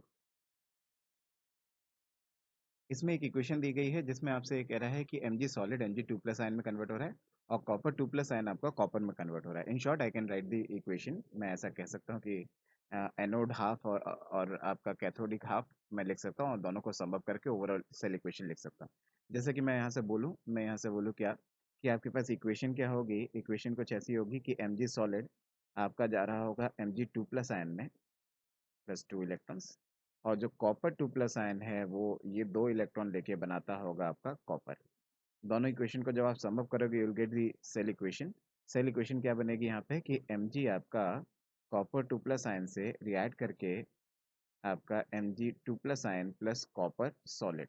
मैं एक बार मेंशन कर देता हूँ, ये सॉलिड है, ये सॉलिड है, मतलब इसकी कंसंट्रेशन नेक्स्ट इक्वेशन में नहीं लिखनी है। जो आयंस है copper 2 plus ion Mg2 plus ion, उनकी कंसंट्रेशन ही नेक्स्ट इक्वेशन में लिखनी है। अच्छा जी, आगे क्वेश्चन पढ़ते हैं, क्या क्या दे रखा है जरा देखते चलते हैं। ई नॉट उसने दे रखा है, standard EMF of cell E not दे रखा है। और कह रहा है कि अगर Mg2 प्लस आयन कंसंट्रेशन 1 ना होके x हो जाए। अच्छा जी, Mg2 प्लस आयन कंसंट्रेशन अगर x हो जाए तो आपका सेल पोजीशन कितना हो जाता है, चेंजेस टू 2.67। अच्छा जी।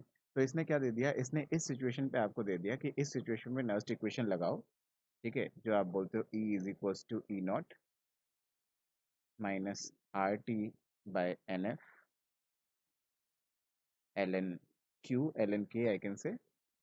ठीक है, इसको भी बल्कि मैं ऐसा ही लिख दूं, क्या लिख दूं, L N, this will be क्या, this will be L N Mg2 plus ion concentration divide by copper 2 plus ion concentration. अच्छा जी, ये इसने बोल दिया। आगे इसमें अगर आप वैल्यू सब्स्टिट्यूट करो तो कह रहा है कि भाई आपका जो ई है, ई ऑफ सेल, वो कितना जा रहा है 2.67, ई नॉट ऑफ सेल तो उतना ही रहेगा जितना ऊपर वाली इक्वेशन में था, उतना नीचे वाली इक्वेशन में रहेगा, दैट विल बी 2.7। ठीक है जी, माइनस का आर टी बाय, बल्कि आर टी की भी वैल्यू डाल दें क्या? इसमें कुछ दे भी रखा है क्वेश्चन में, आप ध्यान से पढ़ो क्या कह रहा है ये। टी तो हमने डाल दिया सीधा सीधा 300, 300, और एफ बाय आर की वैल्यू उसने दे रखी है। तो एफ बाय आर की वैल्यू दे रखी है, इस कारण की वजह से मैं यहाँ पे क्या कर दूंगा, एन को तो रखूंगा 2, 2 इलेक्ट्रॉन का लेना देना चल रहा है, इसलिए एन हो गया आपका 2। और एफ बाय आर की वैल्यू मैंने यहाँ पे सब्स्टिट्यूट कर दी कितनी, 11500। अच्छा जी, और ये जो टेम्परेचर है, टेम्परेचर मैंने डाल दिया 300। ठीक है जी, और इसके बाद मेरे को लिखना है L N, M N G two plus ion concentration उसने बोला है कि अगर एक्स हो जाए तो, और कॉपर टू प्लस आयन की कंसेंट्रेशन तो उसने 1 दे ही रखी है आपको। तो यहाँ से बस सब कुछ पता है, एक्स ही निकालना है। तो यहाँ से इक्वेशन कुछ ऐसी सी बन जाएगी, क्या आ जाएगा, this will come out to be 0.03 equals to 300, 2 into 11500 L N X I can say. ठीक है, इसको मैं कह सकता हूँ this will come out to be 2.3 is equals to L N X. ठीक है जी, शायद इसीलिए ये हिंट भी दे रखा होगा यहाँ पे। अगर आप देखो यहाँ पे क्या कह रहा है L N 10 is equals to 2.3, तो मेरे पास आ गया 2.3 is equals to L N X. अच्छा, तो फिर तो सीधा सीधा आ ही गया ना। तो 2.3 को मैं एल एन 10 भी लिख सकता हूँ, जैसा कि इसने मेरे से बोला। ठीक है, is equals to L N X, और एक्स की वैल्यू सीधे सीधे कितना आ गई, 10 आ गई। बस जी, बहुत आसान सा क्वेश्चन था, नेक्स्ट इक्वेशन लगा के हम लोगों ने एल एन की वैल्यू निकाल लिया। This will come out to be 10। Thank you. The question is from IIT 2018 paper and question belongs to the category SN2 reaction, क्योंकि अगर आप देखो तो ये PBr3 से किसी की रिएक्शन करा रहा है, मोस्ट प्रोबेबली अल्कोहल ही होगा यहाँ, जैसे कि अल्कोहल ऑप्शन में दे भी रखा है। PBr3 से रिएक्शन करा रहा है, ये भी SN2 होता है। NaI एसीटोन से रिएक्शन करा रहा है, ये भी SN2 होता है। ये एसीटोन है, acetone will be solvent only, ठीक है ना। NaI एसीटोन से रिएक्शन करा रहा है, ये भी SN2 होगा। ये NaN3 और DMF से रिएक्शन करा रहा है, यहाँ पे DMF एज ए सॉल्वेंट है, ये DMF है, डाइमिथाइल फॉर्मामाइड। ये SN2 रिएक्शन होगी। हम लोग ऐसा बोलते हैं कि अगर पोलर अप्रोटिक सॉल्वेंट लेके चलोगे तो SN2 रिएक्शन होना ज़्यादा फेवरेबल होता है। इस कारण की वजह से उसने acetone as a solvent, ether as a solvent, और यहाँ पे DMF एज अ सॉल्वेंट दे रखा है। सारे के सारे आपके पोलर अप्रोटिक सॉल्वेंट है, और सबके सब आपके SN2 रिएक्शन हो रहे हैं। तो टिपिकल से SN2 रिएक्शन हो रहा है। यहाँ पे पूछ रहा है जो स्टार्टिंग मटेरियल होगा, जो कि एक अल्कोहल है, जैसे कि मैंने एक रैंडम गैस लगाया कि PBr3 का रिएक्शन करा रहा है, यहाँ पे OH होना चाहिए, तभी यहाँ पे OH को हटा के BR लगेगा। और एक यहाँ से दिख भी रहा है सीधा सीधा ऑप्शन से कि यहाँ पे OH होगा। अच्छा, बस कहानी इतनी सी है कि ये OH डार्क पे होगा या डॉटेड पे होगा। तो आपको सिंपल सा दिख रहा है 3 बार SN2 हो रहा है, तो इसका मतलब क्या है, इन्वर्जन पे इन्वर्जन पे इन्वर्जन पे इन्वर्जन, 3 बार इन्वर्जन होके तब जाके आपका ये बन रहा है। इसका मतलब क्या है, अगर मैं रैंडम सा एक गैस लगाऊं तो मैं ऐसा नहीं कह सकता कि जब यहाँ पे डॉटेड पे है तो इस जगह पे डार्क पे होगा, इसके रिएक्टेंट में डार्क पे होगा। ठीक है, और इससे ऊपर वाले रिएक्टेंट में डॉटेड पे होगा, इससे ऊपर वाले रिएक्टेंट में डार्क पे होगा। तो आंसर तो मेरा सीधा सीधा यहीं से आ गया कि वो होगा जिसमें आपके पास Me और OH डार्क डार्क पे हो। तो आंसर तो ऑप्शन नंबर बी आ रहा है। आप चाहो तो लॉजिकली इसको लिख के भी देख सकते हो, देखना। जैसा कि आप लिख भी सकते हो, आप चाहो तो ऐसा लिख लो कि आपके पास डार्क पे है Me और डार्क पे है आपके पास OH। आपने इसकी SN2 रिएक्शन कराई PBr3 की ईथर की प्रेजेंस में, टिपिकली SN2 रिएक्शन inversion हो जाएगा। SN2 reaction is always followed by inversion of the configuration, that's why this will give you Br over here। फिर उसके बाद आपने इसकी रिएक्शन करा दी NaI एसीटोन के प्रेजेंस में। एसीटोन मैंने पहले ही बोला कि acetone is polar protic solvent है, जिस कारण की वजह से I माइनस पर रिएक्ट करेगा, SN2 रिएक्शन होगी, और इन्वर्जन फिर से इन्वर्जन हो जाएगा, मतलब जो डॉटेड पे हुआ था वो फिर से डार्क पे चला जाएगा, तो ये फिर से डार्क पे आ गया I। अच्छा जी, फिर अगर आप क्या कराते हो, फिर आप कराते हो NaN3 की रिएक्शन, जैसे कि मैंने बोला DMF एज अ सॉल्वेंट यहाँ पे यूज हो रखा है। तो यहाँ पे भी N3 माइनस जाएगा, N3 माइनस सीधा सीधा जाके मैं बोलूँ ये प्लस में, ये माइनस में टूट जाएगा, और यहाँ से जो आपका N3 माइनस होगा, this N3 minus will attack over here, और ये ऐसा चला जाएगा, SN2 अटैक हो रहा है इसलिए इन्वर्जन हो जाएगा। फाइनल वाले इक्वेशन के अंदर आपको क्या दिख जाएगा, ऐसा दिख जाएगा कि ये तो है डार्क पे, और ये है आपके पास डॉटेड पे। तो इसलिए आपके पास फाइनल इक्वेशन के अंदर N3 डॉटेड पे आ रहा है, अगर आप OH इनिशियली डार्क पे लेके चल रहे हो तो, क्योंकि 3 बार इन्वर्जन पे इन्वर्जन पे इन्वर्जन हो रहा है। मैं मेंशन कर दूं यहाँ SN2 पे SN2 पे SN2 रिएक्शन हो रही है, तीनों बार आपका यही हो रहा है। यहाँ से आप बोलोगे ये अटैक करेगा, ये निकल जाएगा, ये भी एक इन्वर्जन है, ठीक है ना।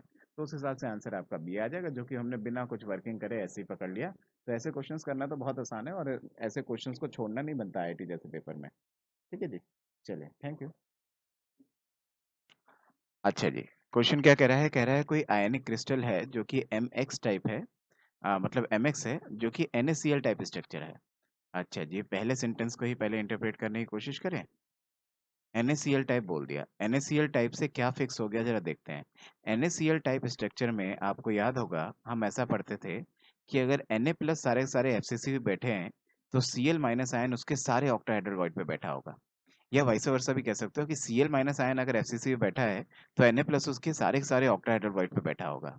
तो ऐसे में मैं कह लूं कि हो तो कैसा भी सकता है, ये सारे सारे ये एफसीसी पे हो, ये सारे ऑक्टाहेड्रल वॉइड पे हो, या फिर ये एफसीसी ये आपका एफसीसी पे हो, ये सारे के सारे ऑक्टाहेड्रल वॉइड पे हो, कैसा भी हो सकता है, वाइस वर्सा भी ट्रू है। लेकिन अभी के लिए मैं फिलहाल के लिए एक रैंडम गैस मार रहा हूँ, और मैं अभी फिलहाल ना ऐसा कुछ लिख देता हूँ कि Na प्लस, बस मैं ऐसे ही अज्यूम करते हुए अभी लिख देता हूँ कि Na प्लस को तो मैं मान लेता हूँ क्या, कि सारे के सारे एफसीसी पे बैठा है, और Cl माइनस आयन आपके सारे के सारे ऑक्टाहेड्रल वॉइड पे बैठा है। ऐसे ही मैंने लेट कर लिया, वरना वाइस वर्सा भी ट्रू है कि हो सकता है कि सारे के सारे Cl माइनस आयन आपके एफसीसी पे बैठे हो और Na प्लस ऑक्टाहेड्रल पे हो, ठीक है ना। तो हमने अभी ऐसा लेट कर लिया, अगर कुछ क्वेश्चन में आगे हमें जरूरत पड़ी तो हम इंटरचेंज भी कर लेंगे, कोई दिक्कत नहीं है। देखते हैं क्वेश्चन में कैसा क्या कह रहा है, एक बार पढ़ के देखते हैं। ठीक है, अच्छा मैं यहाँ पे पहले इसको इंटरप्रेट कर दूं। एफसीसी का मतलब है कि आपके पास कहाँ कहाँ एटम होंगे, आठों के आठ कॉर्नर पे एक एक एटम होगा, हैविंग वन इट्स कॉन्ट्रीब्यूशन, और हर फेस पे एक एक एटम होगा, 6 फेसेस पे एक एक एटम होगा, हैविंग हाफ कंट्रीब्यूशन। ठीक है जी। तो हर फेस पे मतलब 6 के 6 फेसेस पे एक एक एटम होगा, जो कि जिसका हाफ कंट्रीब्यूशन होगा, और एक एक Na प्लस सारे के सारे कॉर्नर्स पे होगा, और उसका वन एट कंट्रीब्यूशन है। अच्छा जी, Cl माइनस आयन को भी देख लेते हैं। अगर सारे के सारे ऑक्टाहेड्रल वॉइड पे, तो ऑक्टाहेड्रल वॉइड कहाँ कहाँ होते हैं? एक तो सारी जो एज होती हैं क्यूब की, जो आपके एजेस होती हैं उसके सेंटर पे आपका उसके सेंटर पे आपके ऑक्टाहेड्रल वॉइड होते हैं। ठीक है जी। और एक बिल्कुल बीचों बीच, जैसे बॉडी सेंटर में बीसीसी में बॉडी सेंटर नहीं होता, उस तरीके से बिल्कुल बॉडी के बीचों बीच एक ऑक्टाहेड्रल वॉइड पड़ा होता है। मतलब मैं कहूँ कहाँ कहाँ ऑक्टाहेड्रल वॉइड होंगे, 12 तो एजेस पे होंगे, और एजेस वालों का कंट्रीब्यूशन होता है 1/4, और एक आपका होगा बॉडी पे जिसका फुल कंट्रीब्यूशन है। ठीक है जी। अब जरा क्वेश्चन पढ़ लेते हैं। कह रहा है कि इसी टाइप का स्ट्रक्चर एमएक्स ने बनाया हुआ है। कह रहा है कि एमएक्स ने भी सेम टाइप का स्ट्रक्चर बनाया हुआ है, और उसके अंदर आपने कुछ ऑपरेशंस कर दिए। उसने बहुत कुछ कर दिया कि इसको हटा दो, इसको लगा दो, बहुत कुछ कर दिया। 4 स्टेप करने के बाद पूछ रहा है कि क्या होगा। तो पहले तो हम mx को ही देख लेते हैं कि mx को अगर हम इसके जैसा माने तो उस mx के अंदर कौन सी चीज कहाँ गई, जरा ये देखते हैं। अच्छा, यहाँ पे जो अगर पढ़ोगे ना, remove all the anions x except the central one, ठीक है, remove all the face centred m। तो यहाँ से पकड़ में आ रहा है कि m क्या है, m इस यहाँ पे होगा, m सारे fcc पे होगा, fcc पे होगा, मतलब m इस जगह पे होगा, और x इस जगह पे होगा। तो यहाँ से मेरे को एक रैंडम सा गैस आ गया, मतलब यहाँ ये वाला स्टेप पढ़ते ही मेरे को एक समझ में आ गया कि आपका जो m कैटायन है वो कहाँ कहाँ होगा। वो होगा आपके सारे के सारे कॉर्नर्स पे, 8 कॉर्नर्स पे, having one it's contribution, plus सारे के सारे फेसेस पे होगा, हैविंग हाफ कॉन्ट्रीब्यूशन। और यहीं से मैं बोल दूं कि जो x माइनस है आपका एनायन, वो होगा सारे ऑक्टाहेड्रल वॉइड पे। मतलब ये कहाँ होगा, ये होगा 12 एजेस पे, हैविंग 1/4 कंट्रीब्यूशन, और एक पूरा का पूरा आपका बॉडी सेंटर पे। तो इसको मैं लिख दूं, ये कहाँ पे होगा, बॉडी सेंटर पे। ठीक है जी। अब इसने क्या बोला, इसने बोला आपसे कि यहाँ पे आपको क्या करना है, कुछ बदलाव करना है। ये जो चारों बदलाव लिखे हुए हैं, चारों बदलाव आपको यहाँ पे करना है। क्या क्या बदलाव लिखे हुए हैं जरा एक बार पढ़ लेते हैं। कह रहे remove all the anions X except the central one. Central one को तो बचे रहने दो, इनको डिलीट मार दो। मान लो कि जी ये है ही नहीं, इसको हमने डिलीट मार दिया, हमने मान लिया ये है ही नहीं। कह रहे replace all the face centred M by X. कह रहा है कि अब इस जगह पे एम नहीं बैठा है कॉर्नर्स वालों पे, एक अच्छा सॉरी फेस सेंटर्ड वालों पे कह रहा है फेस सेंटर्ड वाले पे एम नहीं बैठा है, बल्कि उसकी जगह एक्स बैठे हैं। मतलब इनको उठा के कहाँ डाल दिया, एक्स में डाल दिया। अच्छा, उसके बाद कह रहा है remove all the corners M, इसको भी डिलीट मरवा दिया उसने। उसने बोल दिया जी इसको कर दो डिलीट, यहाँ भी कुछ नहीं बैठा। और कह रहा है replace all the central anion X with cation M. All का, अच्छा ऑल का तो सेंस ही नहीं था ना, एक ही सेंट्रल एनायन होता है। सेंट्रल एनायन मतलब बॉडी सेंटर वाला। कह रहा है बॉडी सेंटर वाले पे जो एक्स बैठा है उसको हटा के उसकी जगह एम बैठा दो। मतलब इसको भेज दिया यहाँ, इसको भेज दिया यहाँ, और इसको डिलीट कर दिया, इसको डिलीट कर दिया। सब कुछ आपको चेंजेस होने के बाद एम प्लस आयन कहाँ कहाँ बैठा है देखें। एम प्लस आयन सिर्फ एक बैठा है, वो भी कहाँ, फुल कॉन्ट्रीब्यूशन वाला बॉडी पे। और एक्स माइनस कहाँ कहाँ बैठा है देखें जरा। एक्स माइनस आपका ये तो डिलीट ही कर दिए थे और यही यहाँ ले आया, मतलब एक्स माइनस कहाँ बैठा है, हर फेस पे बैठा हुआ है, हैविंग हाफ कंट्रीब्यूशन। जिसकी वजह से ये इफेक्टिवली कितने आ गए आपके पास, 3x माइनस आ गए। और ये इफेक्टिवली कितने आ गए आपके पास, 1m प्लस आ गए। उसके बाद बोल रहा है कि value of number of anions by number of cations, number of anions by number of cation। तो number of anions by number of cation अगर वैल्यू जानना चाहता है तो फिर बहुत ही आसान है, क्योंकि number of anions हमारे पास आए हैं कितने, 3। number of cation आया है 1। तो जिसकी वजह से अगर इनका रेशियो निकालोगे that will come out to be 3/1, that is nothing but equals to 3। तो आंसर होना चाहिए आपका 3, क्योंकि anions है 3 और cation है आपके पास 1। तो answer should be 3। Thank you. Gaseous state या स्टेट्स ऑफ मैटर जो हम चैप्टर पढ़ते हैं एनसीईआरटी में, उस चैप्टर से है। क्वेश्चन बहुत ही आसान है, आप ध्यान से देखिए, आपको बहुत प्यार से समझ में आ जाएगा। देखें तो क्या कह रहा है कि कोई क्लोज वेसल है जिसके अंदर दो कंटेनर है ए और बी। कह रहा है कि इसमें अंदर ऑक्सीजन गैस भरी हुई है, यहाँ भी O2 भरा हुआ है, यहाँ भी O2 भरा हुआ है, जिसको उसने आइडियल माना हुआ है। द पार्टीशन, कह रहा है the partition separated two component is fixed. अभी ये पार्टीशन आपका फिक्स है, ठीक है, एंड परफेक्टली हीट इंसुलेटर, ऐसा कह रहा है। फिर उसके बाद दूसरी फिगर के बारे में समझा रहा है। कह रहा है if the old partition is replace by new partition which can slide, यही मेन कंटेंट है। कह रहा है कि पहले तो ये फिक्स था, अभी ये मूव कर सकता है इधर उधर, ठीक है जी। And conduct heat and does not allow the gas to leak, gas leak नहीं हो सकती लेकिन हाँ हीट वीट कंडक्ट कर सकता है। दूसरा क्या कह रहा है कि अब आप मेरे को बताओ कि जी कहाँ पे कितना वॉल्यूम है, मतलब यहाँ का V A upon V B का रेशियो पूछ रहा है शायद आपसे। एक आपसे क्या कह रहा है, the volume in metre cube of the component A after the system at in equilibrium is क्या। अच्छा वी ए पूछ रहा है आपसे, आपसे वी ए पूछना चाहता है। अच्छा जी, देख लेते हैं एक बार जरा। तो अगर इसको हम देखें तो ये आपके पास क्या-क्या आ रहा है, ज़रा इसे पकड़ने की कोशिश करते हैं। तो अगर आप देखो तो एक बात जो पकड़ में आती है वो ये पकड़ में आती है कि यहाँ से अगर आप निकालते हो नंबर ऑफ मोल्स इनिशियल वाले जो ए और बी चैम्बर के अंदर होंगे, तो नंबर ऑफ मोल्स निकालने का PV is equals to NRT अगर मैं लगाऊं, तो नंबर ऑफ मोल्स निकालने का फॉर्मूला क्या हो गया, पीवी अपॉन आरटी। जिसके हिसाब से मैं इन दोनों के नंबर ऑफ मोल्स इनिशियली कितने हैं इस चैम्बर के अंदर और इस चैम्बर के अंदर कितने हैं वो निकाल लो। अच्छा मैं निकाल क्यों रहा हूँ, इसलिए निकाल रहा हूँ क्योंकि वो एक बहुत बड़ा हिंट है मेरे लिए।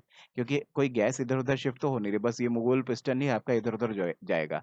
जिसकी वजह से मैं कह पाऊंगा कि नंबर ऑफ मोल्स जितने यहाँ ए में यहाँ पे होंगे उतने ही यहाँ होंगे, जितने बी में होंगे उतने ही यहाँ होंगे, चाहे बेशक ये कहीं भी इधर उधर शिफ्ट हो जाए। ए और बी के नंबर ऑफ मोल्स जो इनिशियली लेके चले उतने ही यहाँ पे होंगे।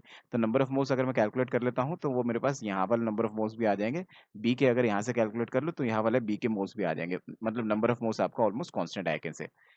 तो देखिए जरा नंबर ऑफ मोल्स निकालने का formula N is equals to P V upon R T, जैसा मैंने बोला। तो यहाँ से number of moles of A N A is equals to क्या आ गया, N A is equals to आ गया आपका, this will be equals to I can say P that is 5 into we that is 1 divided by R T, ठीक है जी, divided by R T 400 into R, ठीक है जी। मैंने अभी इसको मीटर क्यूब में और बार में ही रहने दिया, कोई यूनिट यूनिट चेंज नहीं करी है। देखते हैं, एक्चुअली कट जाएगा वो लास्ट में आके, तो हमें यूनिट वगैरह कन्वर्ट करने की जरूरत ही नहीं है, ठीक है ना। तो ऐसे ही मैं यहाँ पे बोलूँ एन बी मेरे को कितना पता है, एन बी पता है आपका 3 इंटू 1 डिवाइडेड बाय कितना आर इंटू 300, मतलब 300 आर। अच्छा जी, दूसरा एन बी मेरे को यहाँ से पता है। अच्छा उसके बाद अगर आपने मान लो इसको कह दिया कि ये चैम्बर अब आपका मूव हो सकता है, मूव होने के बाद इक्विलिब्रियम अटेन कर लेगा। इक्विलिब्रियम अटेन करने का मतलब ये है कि कितना मूव होगा, कब तक मूव होगा, जब तक मूव हो जब तक यहाँ वाला प्रेशर और यहाँ वाला प्रेशर आपस में इक्वल ना हो जाए, तभी तो रुक जाएगा। कि जब यहाँ का प्रेशर और यहाँ का प्रेशर एक दूसरे से इक्वल हो जाएगा तब वो इक्विलिब्रियम अटेन कर लेगा, बीच में कहीं रुक जाएगा, ठीक है जी। तो मतलब ये है कि एट इक्विलिब्रियम आई कैन से, मैं कह सकता हूँ फाइनली एट इक्विलिब्रियम आप कह सकते हो P A is equals to P B है। दूसरा आपको क्या पता है, इस पूरे ही क्वेश्चन में कहीं भी ऐसा नहीं बोला कि आपने हीट किया या कूल किया कुछ भी। तो ऐसा इस क्वेश्चन में छुपा हुआ है कि आप कह सकते हो कि टेम्परेचर भी चेंज नहीं हो रहा है।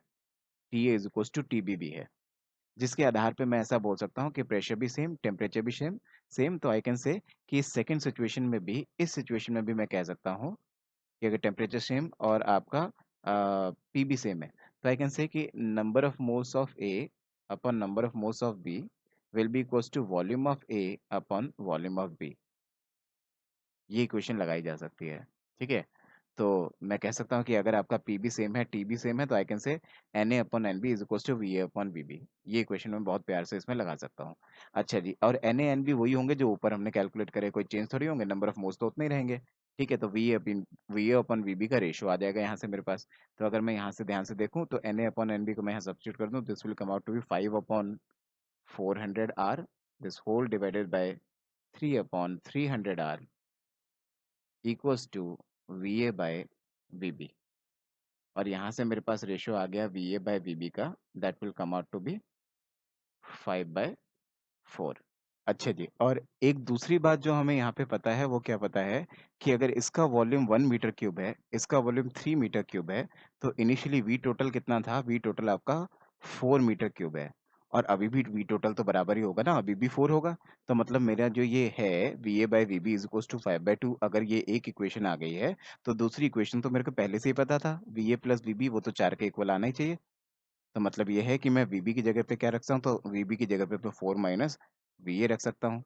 तो 4 माइनस वी ए अगर मैं उठा के यहाँ पे सब्स्टिट्यूट कर दूँ, तो V A upon 4 minus V A is equals to 5/4। अगर मैं ये ऐसा रखूंगा तो मेरे पास आ जाएगा V A is equals to आ जाएगा, this will come out to be 20/9, that is nothing but come out to be 2.22। तो बस मैंने आपसे यही बोला कि इक्वेशन नंबर वन ये आ ही चुकी थी, V A plus V B is equals to, आपको पता था ये 4। तो यहाँ पे दो इक्वेशन, दो वेरिएबल वी ए और वी बी निकल जाएंगे बड़े प्यार से। तो वी ए मैंने निकाल दिया कितना? 2.22। अगर वी बी भी पूछता मेरे से क्वेश्चन में तो मैं निकाल देता कि 4 में से उसको माइनस कर दो। फिलहाल मेरे को वी ए पूछा है, that's why answer will B 2.22। Question क्या कहता है? क्वेश्चन कहता है the compound which generate N2 gas upon thermal decomposition of the following compound below 300 degree Celsius, below 300 degree Celsius कह रहा है। अच्छा जी, अगर आप ध्यान से देखें तो ये किस सेक्शन का क्वेश्चन है? ये आप पढ़ते हो कहाँ पे? जहाँ पे नाइट्रोजन फैमिली के बारे में पढ़ते हो, पी ब्लॉक केमिस्ट्री के अंदर, वहाँ पे N2 की प्रिपरेशंस हम सीखते हैं। वहाँ पे हम thermal decomposition of nitro compounds कुछ हम पढ़ते हैं, उनसे काफ़ी सारे थर्मल डिकम्पोजिशन करने से हमारे N2 बनता है, लेकिन किसी किसी से नहीं भी बनता है। ये भी हम स्पेशली उसी जगह पे पढ़ते हैं। तो देखिएगा जरा, कुछ लोग इसको क्वालिटेटिव एनालिसिस में भी पढ़ाते हैं, थर्मल डिकम्पोजिशन हेडिंग डाल के। अगर आप ध्यान से देखेंगे तो यहाँ पे बहुत फेमस फेमस सी रिएक्शंस कुछ लिखी हुई है, जैसे ए ऑप्शन जो लिखा हुआ है, ए ऑप्शन आपका लिखा हुआ है अमोनियम नाइट्रेट। इसको आपने हीट किया, तो अमोनियम नाइट्रेट को आपने हीट किया तो this will give you N2O plus water. ठीक है जी, अगर आपको नहीं याद आता है तो ऐसा कहा जाता है कि इसमें से मैक्सिमम अमाउंट ऑफ वाटर निकाल दो कि NH4NO3 कितना पानी निकाल सकता है मैक्सिमम। तो मैक्सिमम कितना? मैक्सिमम 2 पानी यहाँ से निकल सकता है, बाकी जो बचा वो आपका प्रोडक्ट है। कुछ ऐसा सा शॉर्टकट बताया जाता है बच्चों को, ताकि उनको थोड़ा सा याद हो जाए। तो हल्का सा ऐसा शॉर्टकट बता देते हैं कि आप क्या करो, आप मॉलिक्यूल में से जितना मैक्सिमम वाटर निकाल सकते हो उतना निकाल दो। जैसे मैंने यहाँ पे मैक्सिमम 2 H2O के मॉलिक्यूल निकाल सकता हूँ, वो निकाल दिया, जो बचा वो आपका N2O बचा। ठीक है जी, तो अगर आप यहाँ से डिकम्पोजिशन करोगे, दिस इज बिलो 300 सेल्सियस, और ये शायद 300 सेल्सियस बिलो जो बोला है वो खासतौर पे इस रिएक्शन के लिए ही बोला होगा, क्योंकि अगर ये नहीं बोलता तो ये क्वेश्चन में, इस वाले ऑप्शन में एम्बिग्यूटी हो जाती, क्योंकि अगर आपने इसको ज़्यादा हीट कर दिया, ये तो बिलो 300 डिग्री सेल्सियस था, अगर आप इसे more than 300 degree Celsius heat कर देते, मैं कहूँ कि more than 300 degree Celsius heat कर देते, तो ऐसे में ये भी फर्दर N2 और O2 में टूट जाता और यहाँ से भी N2 निकल जाती। तो अगर ये टेम्परेचर मेंशन नहीं करता तो ये थोड़ी सी एम्बिग्यूटी हो जाती है इस क्वेश्चन के अंदर, और ये थोड़ा सा डिबेटेबल क्वेश्चन हो जाता है, लेकिन इसने अच्छा किया कि हमें टेम्परेचर दे दिया। अच्छा, सेकंड क्वेश्चन की अगर बात करें, सेकंड चलिए ऑप्शन की अगर बात करें, तो second option is ammonium dichromate. Ammonium dichromate है वेरी फेमस रिएक्शन।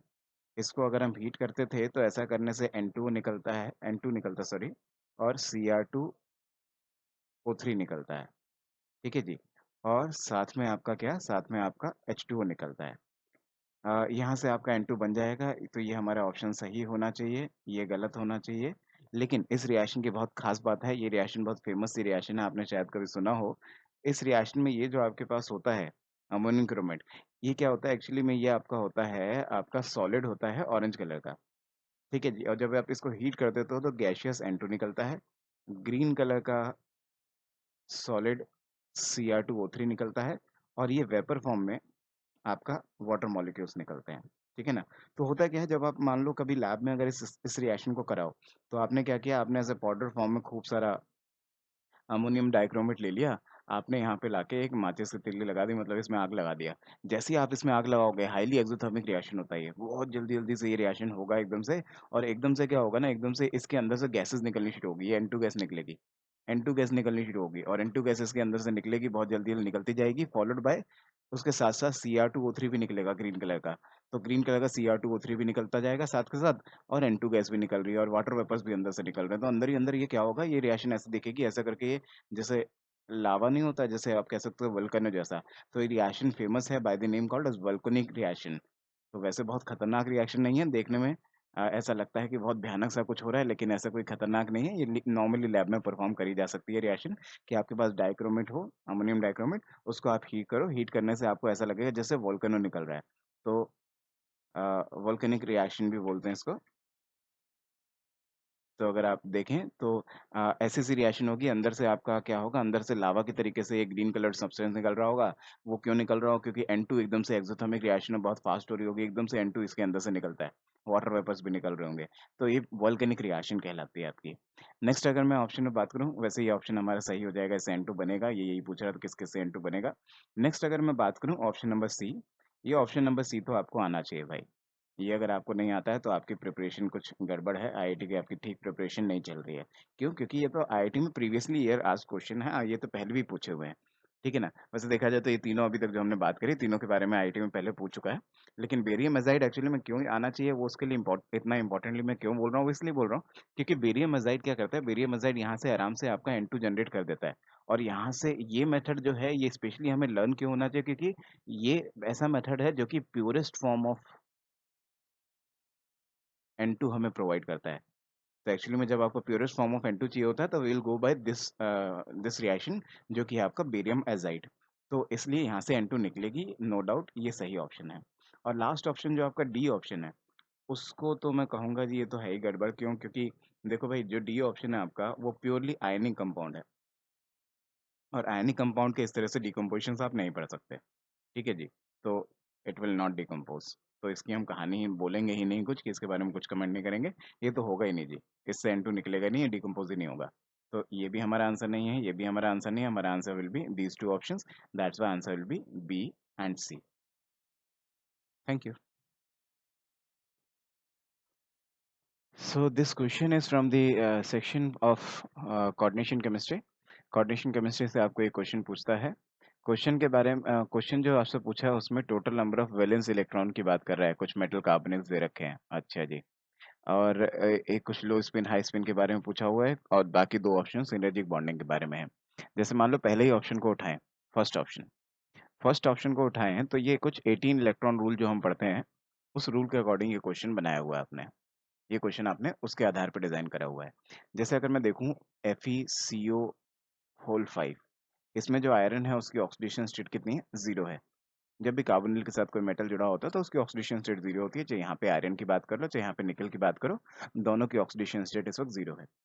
जब आप लोग 18 इलेक्ट्रॉन रूल से वैलेंस शेल इलेक्ट्रॉन निकालते हो, तो इसमें करना क्या होता है, इसमें आपको क्या करना होता है, जैसे मान लो कोई आपके पास डी ब्लॉक एलिमेंट है, तो उसकी जनरल कॉन्फ़िगरेशन क्या होगी, 4 जैसे मैं आयरन के लिए लिख लेता हूँ, 4s2 3d6। ठीक है ना?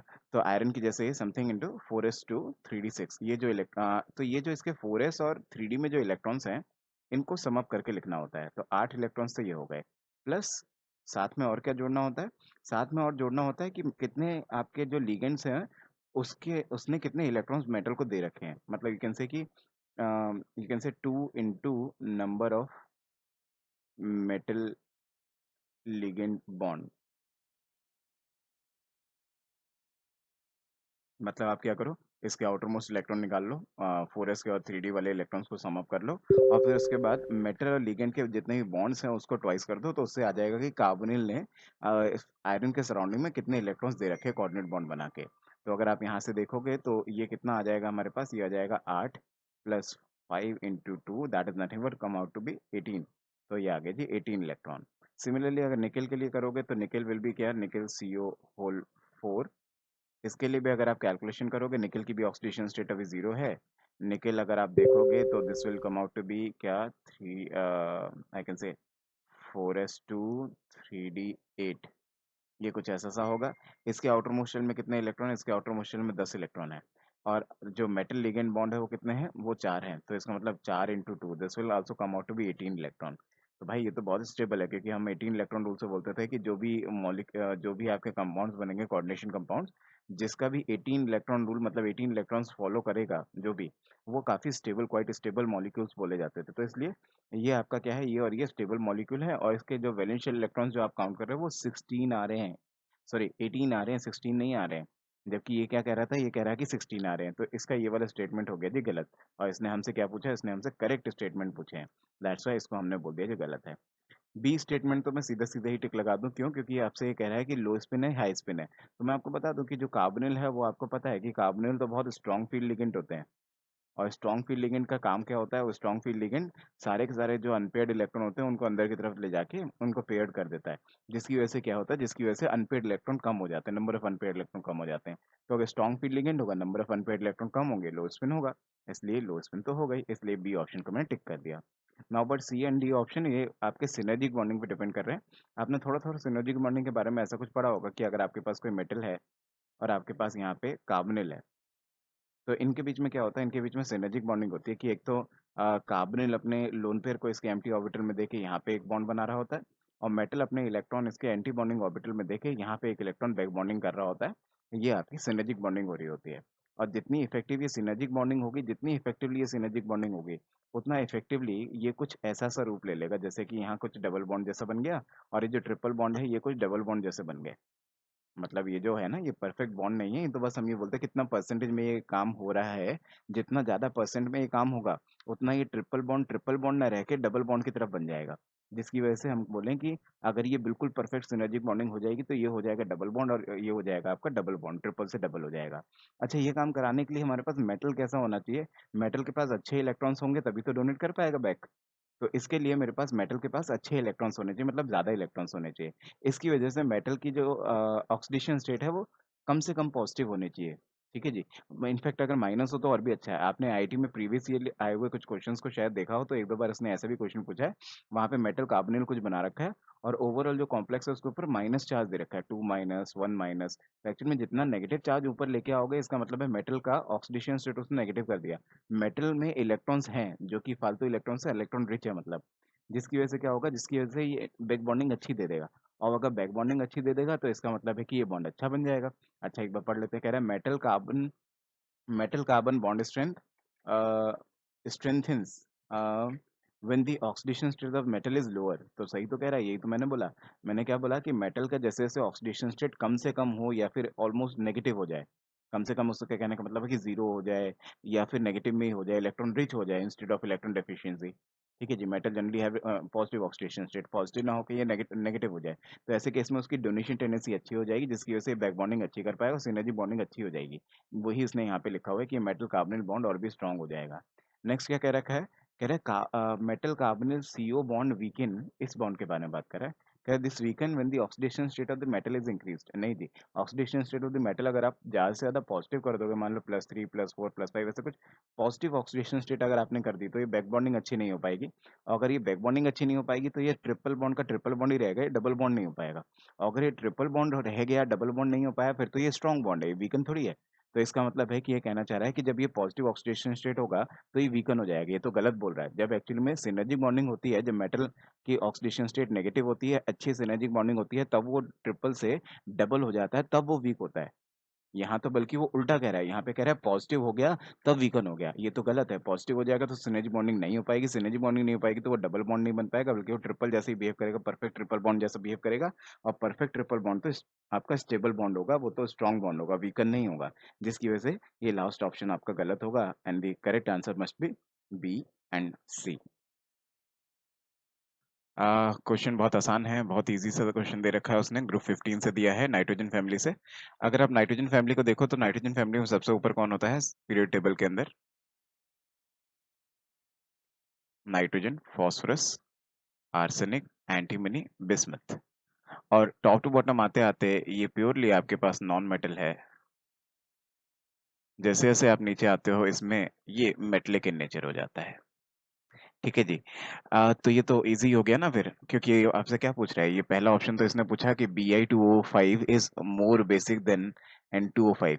तो ये तो सिंपल सी बात है भाई, ये आपका जो है ये मेटल का ऑक्साइड है, ये मेटल का ऑक्साइड है।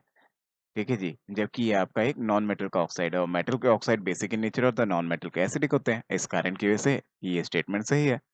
नेक्स्ट आपका कह रहा है NF3 is more covalent then BiF3।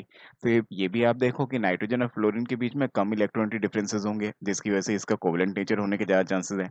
और आपका जो बिस्मथ है और फ्लोरीन है, इसमें इलेक्ट्रॉनिक डिफरेंसेस बहुत हाई होंगे, जिसकी वजह से इसमें आयनिक नेचर होने के ज़्यादा चांसेस हैं। जिस कारण या फिर ऐसे भी कर सकते हैं, जैसे ये मेटल है प्योरली, तो ये मेटल प्लस नॉन मेटल है, इसका बॉन्ड आपका आयनिक नेचर दिखाएगा, जबकि आपके दो नॉन मेटल का बॉन्ड आपका कोवेलेंट नेचर दिखाएगा। इसलिए मेरे को ये स्टेटमेंट भी सही लगा, ये भी आपका करेक्ट स्टेटमेंट है, सही है। ठीक है जी। नेक्स्ट कहता है PH3 boils at low temperature than NH3। अच्छा जी, वैसे अगर जनरली देखा जाए तो जनरली ऐसा बोला जाता है कि टॉप टू बॉटम अगर आप देखोगे और आपने बनाया मान लो NH3, PH3, ASH3, ठीक है, और SbH3 एंड सो ऑन, आपने अगर ये सब बनाए तो जनरली बोला जाता है कि टॉप टू बॉटम आने में आपका साइज इंक्रीज हो रहा है, इसलिए सिंस साइज इज इंक्रीजिंग तो van der Waals forces of attraction will increase, forces of attraction will also increase। और since one or forces of attraction will increase, तो टॉप टू बॉटम आपका क्या होना चाहिए, टॉप टू बॉटम आपका बॉइलिंग पॉइंट मेल्टिंग पॉइंट बढ़ना चाहिए, boiling point and melting point आपका बढ़ना चाहिए, ऐसा होना चाहिए, शुड बी लाइक दिस। लेकिन ऐसा होता नहीं है, मतलब आंसर जो एक्सपेक्टेड है वो तो हमारा ये आंसर एक्सपेक्टेड था कि बॉइलिंग पॉइंट का अगर आप आंसर देखो तो सबसे ज्यादा कौन होना चाहिए, सबसे ज्यादा होना चाहिए आपका SbH3, ठीक है, उसके बाद होना चाहिए ASH3, फिर होना चाहिए आपका PH3, देन होना चाहिए आपका NH3। लेकिन एक्चुअली में होता है क्या है, nitrogen because of the exceptional character nitrogen will form hydrogen bonding, तो बाकी कोई हाइड्रोजन बॉन्डिंग नहीं देखा पाएगा, but this will show hydrogen bonding, and because of the hydrogen bonding it will have more forces of attraction, more forces of attraction, और since it will have more forces of attraction तो इसका melting boiling point ज्यादा हो जाता है exceptionally. ठीक है ना, तो इसका ज्यादा हो जाएगा, इसका कम रह जाएगा PH3 का, जिसकी वजह से ये सही लिखा है कि PH3 का आपका कम होगा बॉइलिंग पॉइंट, और आपका NH3 का ज्यादा बॉइलिंग पॉइंट होगा। ठीक है जी, तो ये बिल्कुल सही लिखा है। वैसे नॉर्मल थ्योरी से देखा जाए तो इसका ज्यादा होना चाहिए था, इसका कम होना चाहिए था, लेकिन because of the hydrogen bonding exceptionally वो आपका क्या हो जाता है, NH3 का बढ़ जाता है। लास्ट पॉइंट है आपका NN single bond is stronger than PP single bond. ये तो उसी तरह का क्वेश्चन आ गया जैसे हेलोजन फैमिली में ये बहुत फेमस सा क्वेश्चन पढ़ते थे कि FF बॉन्ड है, यहाँ पे आपके पास ये देखो कितने सारे इलेक्ट्रॉन्स हैं। ठीक है जी, ऐसे ही CL बॉन्ड है, यहाँ पे देखो जी कितने सारे इलेक्ट्रॉन्स हैं, लेकिन दोनों में से ये जो FF है ये खुद से ही अपने आप से ही टूटने की टेंडेंसी रखता है, जल्दी टूट जाता है। क्यों? ये ज्यादा स्ट्रॉन्ग बॉन्ड नहीं होता है। क्यों नहीं होता है? क्योंकि यहाँ पे इसका छोटा सा साइज है, इसके छोटे से साइज में के आसपास सराउंडिंग में बहुत सारे इलेक्ट्रॉन्स हैं, बहुत सारे इलेक्ट्रॉन्स दिख रहे हैं, तो इंटर इलेक्ट्रॉन इलेक्ट्रॉन रिपल्शंस होते हैं, इंटर इलेक्ट्रॉनिक रिपल्शंस होते हैं यहाँ पे, जिसकी वजह से ये बॉन्ड आपका स्टेबल नहीं हो पाता है, जल्दी टूट जाता है। बल्कि इसके कंपैरिजन में अगर Cl को देखो, Cl का साइज बड़ा है, बड़ा साइज होने की वजह से इंटर इलेक्ट्रॉन इलेक्ट्रॉन रिपल्शन यहाँ पे इतने ज्यादा नहीं होते हैं, यहाँ पे थोड़ा दूर दूर होते हैं इलेक्ट्रॉन्स। ठीक है ना, इसकी वजह से ये थोड़ा सा क्या होता है, ये आपका अनस्टेबल सा हो जाता है और ये जल्दी टूट जाता है। सेम ही लॉजिक क्या है, सेम ही लॉजिक आपका NN के साथ भी लगेगा, PP के साथ भी, कि NN का बॉन्ड आपका कैसा होगा, NN का बॉन्ड छोटा होगा, NN का साइज भी छोटा है, साइज छोटा होने के कारण की वजह से, बॉन्ड छोटा होने के कारण की वजह से ये आपका अगर देखा जाए तो ये अपने आप में अनस्टेबल हो जाएगा, यहाँ के इलेक्ट्रॉन्स आपस में खुद ही रिपेल करने लगेंगे। ठीक है, जिसकी वजह से क्या हो जाएगा, ये वीक हो जाएगा और PP ज्यादा स्ट्रांग हो जाएगा एज कम्पेयर टू दिस। लेकिन इसने उल्टा लिख रखा है NN is stronger than PP, तो इसने उल्टा लिख रखा है भाई, ये गलत है आपका लास्ट वाला ऑप्शन। तो answer should be A option, B option and C option. Thank you. अगर आप देखें तो बहुत प्यारा, बहुत सुंदर, बहुत अच्छा क्वेश्चन इसने डिजाइन किया 2018 में। तो आपसे कह रहे हैं कोई साइक्लिक प्रोसेस है, आइडियल गैस मान के चलो, कोई साइक्लिक प्रोसेस है, A से B, B से C, C से A जा रहा है, और फिर उसके बाद उसने कुछ एक्सप्रेशंस लिखे हुए हैं, आपसे पूछा गया इनमें से कौन कौन से एक्सप्रेशन करेक्ट है, कौन कौन से इनकरेक्ट है। एक एक करके अगर आप देखते चले तो शायद ये क्वेश्चन पकड़ में आ जाएगा। अच्छा क्वेश्चन है, लेकिन अगर आप देखें तो सबसे पहली बात तो मेरे को ये पकड़ में आ रही है कि यहाँ पे अगर आप देखो बी से सी, तो ये आइसोबारिक प्रोसेस है। यहाँ पे pressure is remain constant throughout the process, B से सी में जाने पे। ऐसे ए से बी, ए से सी या फिर सी से ए अगर बोलोगे तो यहाँ पे वॉल्यूम कांस्टेंट है, तो इसको मैं क्या बोलूँ, ये आइसोकोरिक प्रोसेस है। ऐसे सिमिलरली अगर मैं इसकी बात करूं तो ये क्या है, ये आपका आइसोथर्मल प्रोसेस है। ठीक है जी। अच्छा जी। ठीक है, एक एक करके करना शुरू करते हैं। जो जो ये करवाना चाह रहा है, ये क्या कहना चाहता है, सबसे पहली चीज तो इसने आपसे पूछी कि क्यू ए सी क्या डेल्टा यू बी सी के इक्वल होगा कि नहीं। अच्छा जी, एसी प्रोसेस हमने पहले ही आपको बोला कि एसी प्रोसेस कैसा, आइसोकोरिक प्रोसेस है। और अगर आइसोकोरिक प्रोसेस होगा तो जैसा आपको पता है कि delta U is equals to Q plus W होता है, तो delta U of A C will be Q of A C plus work done of A C. अब ये work done of A C के बारे में हमें क्या पता चला, यहाँ से ये पता चला कि work done is equals to minus का पी डेल्टा वी होता है। और यहाँ पे आइसोकोरिक है तो delta V will equals to zero, और अगर delta V equals to zero तो W is equals to zero, तो जी ये तो हो गया जीरो। जिसके हिसाब से यहाँ से क्या पकड़ में आई बात, ये पकड़ में आई कि delta U A C is equals to Q A C है।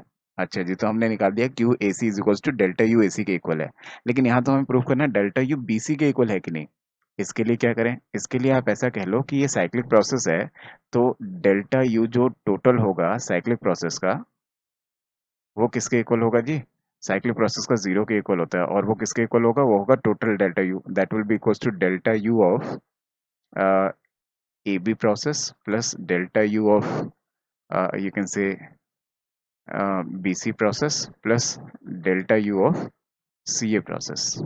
अच्छा, इसमें से भी अगर हम देखें तो इसमें से भी एक बात पकड़ में आ रही है क्या, कि डेल्टा यू अगर आप देखो आइडियल गैस के लिए, आइसोथर्मल प्रोसेस के लिए डेल्टा यू जीरो हो जाता है, इसलिए ए बी तो आपका ये डेल्टा यू तो जीरो हो गया।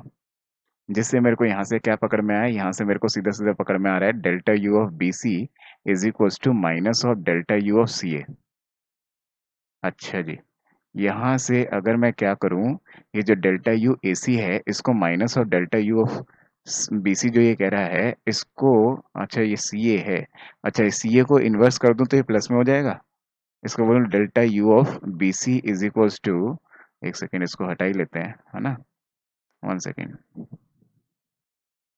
हाँ, तो मैं ऐसा कह लेता हूँ कि जैसे आपको पता है कि delta U B C is equals to delta U C A, तो यहाँ से मैं कह सकता हूँ कि delta U B C is equals to plus के साइन के साथ डेल्टा यू ए सी।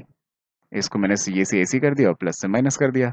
तो यहाँ से आपको क्या पता चला कि ये दोनों आपस में इक्वल है।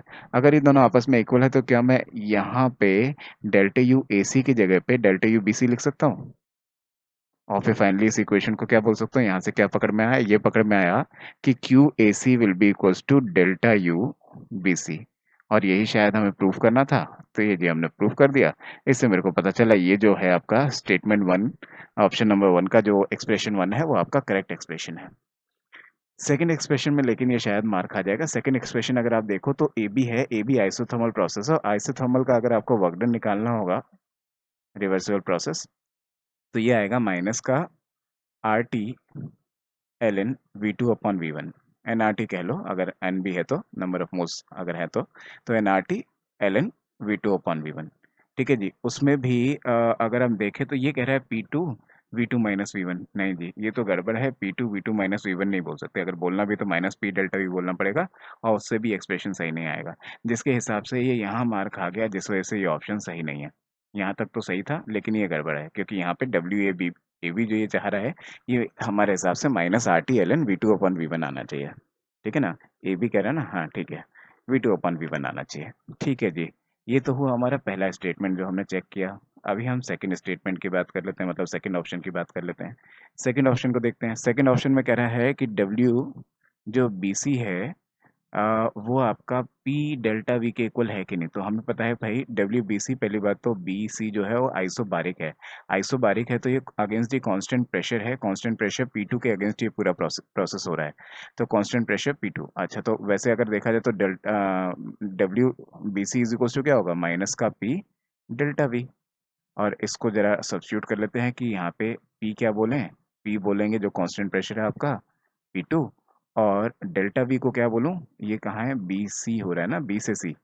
हाँ, बी से सी हो रहा है, तो बी से सी हो रहा है मतलब आप क्या बोलोगे, V one minus V two. तो it will come out to V one minus V two. और अगर मैं इस साइन को अंदर लेके जाऊँ तो W B C is equals to P two V two minus V one. और अगर आप देखो तो ये एक्सप्रेशन आपका बिल्कुल सही आ रहा है। तो इसकी वजह से ये स्टेटमेंट तो सही है, मतलब ये एक्सप्रेशन तो सही है। अब नेक्स्ट वाले को देखते हैं जरा, नेक्स्ट ये सही है कि नहीं। अच्छा जी, इसको भी चेक कर लेते हैं। इसको अगर देखें तो ये क्या कहना चाहता है, ये कहना चाहता है Q B C is equal to delta H A C है कि नहीं। तो आइसोबारिक प्रोसेस है, आइसोबारिक प्रोसेस में तो सीधा सीधा कह नहीं सकते कि Q B C will be equals to delta H B C, क्योंकि आइसोबारिक प्रोसेस में जो क्यू होता है उसी को डेल्टा एच बोलते हैं। तो Q B C is equals to delta H B C. अब delta H B C delta H A C के इक्वल है कि नहीं, ये सोचने वाली बात है। अगर ये इक्वल हो जाए तो आगे आपका ये भी मतलब ये एक्सप्रेशन भी सही हो जाएगा। तो अच्छा, इसको चेक करने के लिए क्या करूँ, इसको चेक करने के लिए आप यही सारा काम डेल्टा एच के साथ भी कर दो। तो आपका जैसे यहाँ से एक्सप्रेशन आया था वैसे एक्सप्रेशन यहाँ से डेल्टा एच के लिए भी आ जाएगा। तो delta H B C is equals to delta H A C हो जाएगा। वही ना जो जो हमने यहाँ पे किया था साइक्लिक प्रोसेस के लिए, डेल्टा यू का एक्सप्रेशन लगा के इसको जीरो करके ये सब इक्वल कर दिया था इन दोनों को। ऐसे ही आप इन दोनों को इक्वल कर दो, तो जिससे delta H B C is equals to delta H A C हो जाएगा। तो यहाँ से हम कह सकते हैं from this equation and this equation we can say Q B C will be equals to delta H A C. तो मतलब Q B C delta H A C के इक्वल हो गया। तो Q B C is equals to delta H A C. सही है जी, second statement हमारा बड़े प्यार से सही हो गया। गुड। थर्ड स्टेटमेंट की तरफ चलते हैं, थर्ड स्टेटमेंट को चेक करते हैं भाई। थर्ड स्टेटमेंट को अगर हम चेक करें तो आपसे कह रहा है, अच्छा एक देखने वाली बात ये है भाई, देखो थर्ड स्टेटमेंट का ये तो हम पहले चेक कर चुके हैं ऑप्शन ए में, और ये करेक्ट था, तो इसलिए ये भी करेक्ट होगा। ये भी हमने निकाला ना, तो ये अगर यहाँ पे निकाल ही चुके हैं तो ये तो करेक्ट है ही। अब इसको चेक करना है बस। इसको चेक करने के लिए क्या करूँ, इसको चेक करने के लिए सी ए प्रोसेस की बात कर रहा है, सी ए प्रोसेस की। अच्छा जी, सी ए प्रोसेस की बात कर रहा है, आइसोकोरिक प्रोसेस है। मैं एक्सप्रेशन लिखूं delta H C A is equals to delta U C A plus delta P V. Delta P V में क्या क्या क्या कांस्टेंट है, यहाँ पे वॉल्यूम कांस्टेंट है। तो मैं कह दूं क्या, कह दूं delta H C A is equals to delta U C A plus का V P two minus P one, V one बोल देता हूँ इसे, जो कांस्टेंट वॉल्यूम है। और ये आपका क्या हो जाएगा, ये हो जाएगा आपका सी ए जा रहा है ना यहाँ से यहाँ तक, तो ये इनिशियल है ये फाइनल है। तो final minus initial that will be equals to P one minus P two. तो ये होगा P one minus P two. और P1 P2 में कौन ज़्यादा है, अगर आप ये देखो तो इस प्रोसेस में आपको दिख ही रहा है कि भाई इस प्रोसेस में आपका वॉल्यूम कांस्टेंट है। अगर आइडियल गैस इक्वेशन है तो volume constant Gay Lussac's law type law लगाओगे तो P is directly proportional to T हो जाएगा। और आपको पता है ये T2 ज़्यादा है T1 कम है, इसलिए P2 ज़्यादा होगा P1 कम। तो P2 ज़्यादा होगा P1 कम होगा, और अगर आप कम वाली चीज़ में से ज़्यादा वाली चीज़ को माइनस कर रहे हो तो ये नेगेटिव हो जाएगा। तो मैं यहाँ लिख दूँ कि ये तो आपका पूरा का पूरा नेगेटिव हो जाएगा। तो यहाँ से मैं क्या कह सकता हूँ, यहाँ से मैं ऐसा कह सकता हूँ भाई कि जो आपका डेल्टा एच सी ए है is equals to delta U C A, ठीक है। और this will be negative something, तो इसको ऐसा ही ना कह दूँ सीधा सीधा कि this will be something negative. तो I can say this minus this is equals to is, I can say less than zero, ठीक है। Since this will be less than zero, ठीक है ना, तो I can say this minus this will be less than zero. ठीक है ना, समझ में आ रहा है, मतलब मैंने बोला this will be less than zero, तो अगर ये लेस देन जीरो होगा तो I can say delta H C A minus delta U C A will be less than zero, अगर ये लेस देन जीरो तो। अच्छा जी, यहाँ से मैं क्या ऐसा कह सकता हूँ, delta H C A will be less than delta U C A. इसको मैं इधर ले गया, this will come out to be delta H C A is equals to less than delta U C A. अच्छा जी, ये तो हमारा मेरे को लग रहा है सही आ गया। ये तो हम जो चाह रहे थे वही आ गया, delta H C A is less than delta U C A. सही आ गया, इसका मतलब कि ये भी सही है, ये हम पहले चेक कर चुके थे ऑप्शन वन में ही, तो ये पूरा का पूरा स्टेटमेंट सही हो जाता है, आपका सी ऑप्शन भी सही है। अच्छा, डी ऑप्शन को हमें कुछ भी सॉल्व करने की जरूरत नहीं है, डी ऑप्शन हम पहले से चेक कर चुके हैं। डी ऑप्शन को अगर आप बात करो तो Q B C is equal to delta H A C, Q B C is equal to delta H A C, Q B C is equal to delta H A C, ये तो हमारा correct है, तो इसमें ये तो correct है। इसमें हमने बोला इसने उसने बोला delta H C A is equal to delta U C A is greater than delta U C A, लेकिन हम अभी अभी हमने निकाला कि it will be less than delta U C A, तो ये गलत है, जिसकी वजह से ये लास्ट वाले स्टेटमेंट आपका गलत हो जाता है। और फाइनली आपका ये एक्सप्रेशन ओवरऑल ठीक नहीं है, इसमें ये सही है ये गलत है, ये एक्सप्रेशन ओवरऑल ठीक नहीं है, इसमें ये सही है ये गलत है, इसलिए इनको और इसको आंसर नहीं मानेंगे, हम आंसर क्या मानेंगे, बी एंड सी ऑप्शन को। Thank you. Question is from basically is the mixture of chapter is from the mixture of the chapter। अगर आप देखो तो ये मेरे को कीटोन एल्डिहाइड चैप्टर का कॉन्सेप्ट से दिख रहा है, ये मेरे को हाइड्रोकार्बन में एल्काइन वाले सेक्शन से दिख रहा है। और अगर आप बात करो मेरे से इसकी, तो ये मेरे को Hoffmann bromide, sorry not Hoffmann bromide, ये तो आइडोफॉर्म टेस्ट जैसा कुछ दिख रहा है। आइडोफॉर्म टेस्ट में फिर से बोलूँ कीटोन वाला चैप्टर दिख रहा है, ये भी कीटोन एल्डिहाइड वाला चैप्टर दिख रहा है। तो 3 रिएक्शन कीटोन एल्डिहाइड की है, एक हाइड्रोकार्बन की रिएक्शन है। अच्छा देखते हैं, तो ये बहुत टिपिकल सी याद रखने वाला सा रिएक्शन है, जो सबसे पहला उसने ऑप्शन ए में दिया है, ये आपको पता होना चाहिए, याद होना चाहिए कि जब भी कभी 3 मॉलिक्यूल ऑफ एसीटोन इस तरह से अटैच होते हैं, H2SO4 के प्रेजेंस में हीट होता है, तो ये क्या करते हैं, ये जी इस तरीके से कुछ ट्राइमराइजेशन हो जाता है इसका, और ये बेंजीन बन जाता है। और बेंजीन बनने के बाद आपके पास यहाँ रह जाता है जी एक CH3 इधर, एक CH3 इधर, एक CH3 इधर, तो इसको आप देख सकते हैं, ये होता है आपका मेसिटिलीन। तो ये आपको टिपिकली याद होना चाहिए, एसीटोन का जब भी आप H2SO4 के प्रेजेंस में हीट करोगे, तो ऐसा करने से ट्राइमराइजेशन हो जाता है, ये मेसिटिलीन बन जाता है। अच्छा जी, एक इसी तरह का सेम टू सेम क्वेश्चन और कभी-कभी आ जाता है, वो है एसिटाल्डिहाइड का। एसिटाल्डिहाइड को भी अगर आपने इसी तरह से H2SO4 के प्रेजेंस में थोड़ा-सा टेम्परेचर दिया, ज़्यादा नहीं, कुछ 25-30 डिग्री के आसपास भी अगर आपने टेम्परेचर दे दिया, तो ऐसे में ये भी ट्राइमराइज़ हो जाता है, और ये ट्राइमराइज़ होके कुछ ऐसा-सा बनाता है। इसे बोलते हैं पैराल्डिहाइड, पैराल्डिहाइड। लेकिन ये क्वेश्चन में नहीं पूछा, ये तो मैंने एक्स्ट्रा स्टफ बता दिया, तो दिस इज़ एक्स्ट्रा, ठीक है? ये क्वेश्चन में नहीं पूछा आपसे, वो तो मैंने बस ऐसे ही एक्स्ट्रा बता दिया है। अदरवाइज मेरे को ये क्वेश्चन, यही रिएक्शन याद आई, तो मेरे को लगा कि इसके जैसे मिलती जुलती ये भी क्वेश्चन, ये भी रिएक्शन होती है, तो आपको दोनों पता होना चाहिए, ये कभी भी पूछ सकता है आपसे। अच्छा, इसी तरह से अगर नेक्स्ट क्वेश्चन को देखूं, नेक्स्ट क्वेश्चन में क्या है, नेक्स्ट क्वेश्चन में आपके पास इथाइन है, रेड रेड आयरन ट्यूब है 873 केल्विन पे। आपको अगर याद आ रहा हो, एल्काइन की रेड हॉट आयरन की प्रेजेंस में जब हम हीट करते हैं, तो ऐसे में बेंजीन बन जाता था, तो उसी तरह से यहाँ पे रिएक्शन हो जाएगी। आपके पास है triple bond with having CH3, आपके पास एक और है triple bond with having CH3, और आपके पास एक और है triple bond with having CH3। ऐसा करने से सिमेट्रिकली अरेंज करते हुए मैं इसको दिखा रहा हूँ कि ये इलेक्ट्रॉन हीट करने पे यहाँ चले गए, ये यहाँ चले गए, ये यहाँ चले गए। ऐसा करने से आपका टिपिकली यहाँ पे बेंजीन बन जाएगा, ये डबल बॉन्ड, ये डबल बॉन्ड, ये double bond, and this will B CH3 यहाँ, CH3 यहाँ, और एक CH3 यहाँ। ये वाला रिएक्शन अगर आपको याद आ रहा हो, तो मैं आपको याद दिलाऊं एक बार फिर से। मैंने आपको क्या बोला था अभी थोड़ी देर पहले, कि जैसे आइडोफॉर्म रिएक्शन होता है, उस तरह से ये हेलोफॉर्म रिएक्शन है आपका। आइडोफॉर्म जैसे ही मान लो आप, ये ब्रोमोफॉर्म है। तो इसमें इस क्वेश्चन में क्या होता था, अगर आपको याद आ रहा हो, तो यहाँ से ये टूटता था, ये सेक्शन तो एसिड हो जाता था, एसिड का मतलब ये COO माइनस हो जाएगा, एसिड का सोडियम सॉल्ट आपको मिलेगा यहाँ पे, और ये जो एक कार्बन यहाँ पे है, ये आपका हेलोफॉर्म बन के, जैसे यहाँ पे Br है तो ब्रोमोफॉर्म बन के निकल जाएगा। तो एक तरह से अगर देखा जाए, तो यहाँ पे होगा क्या, यहाँ पे हमारा बनेगा बेंजीन, यहाँ पे बनी ऐसे, और ये हो गया आपका COO माइनस यहाँ, COO माइनस यहाँ, COO माइनस यहाँ, और इधर से भी एक CHBr3 बन जाएगा ब्रोमोफॉर्म, एक ब्रोमोफॉर्म यहाँ से निकलेगा, एक ब्रोमोफॉर्म यहाँ से निकलेगा। लेकिन मेरे हिसाब से ये मेन कंटेंट तो हमारा ये है, हमें इस पे काम करना चाहिए, ठीक है ना, क्योंकि हमें तो देखना है ट्राई मिथाइल बेंजीन बन रहा है कि नहीं। इस पे ट्राई कर लेते हैं एक बार आगे चल के। आगे क्या करा रहा है, H3O प्लस कराएगा, तो ये जो आपका CO माइनस बना है, COH हो जाएंगे, तो ये हो जाएगा COOH हैविंग बेंजीन, और यहाँ एक और COH, यहाँ एक और COOH।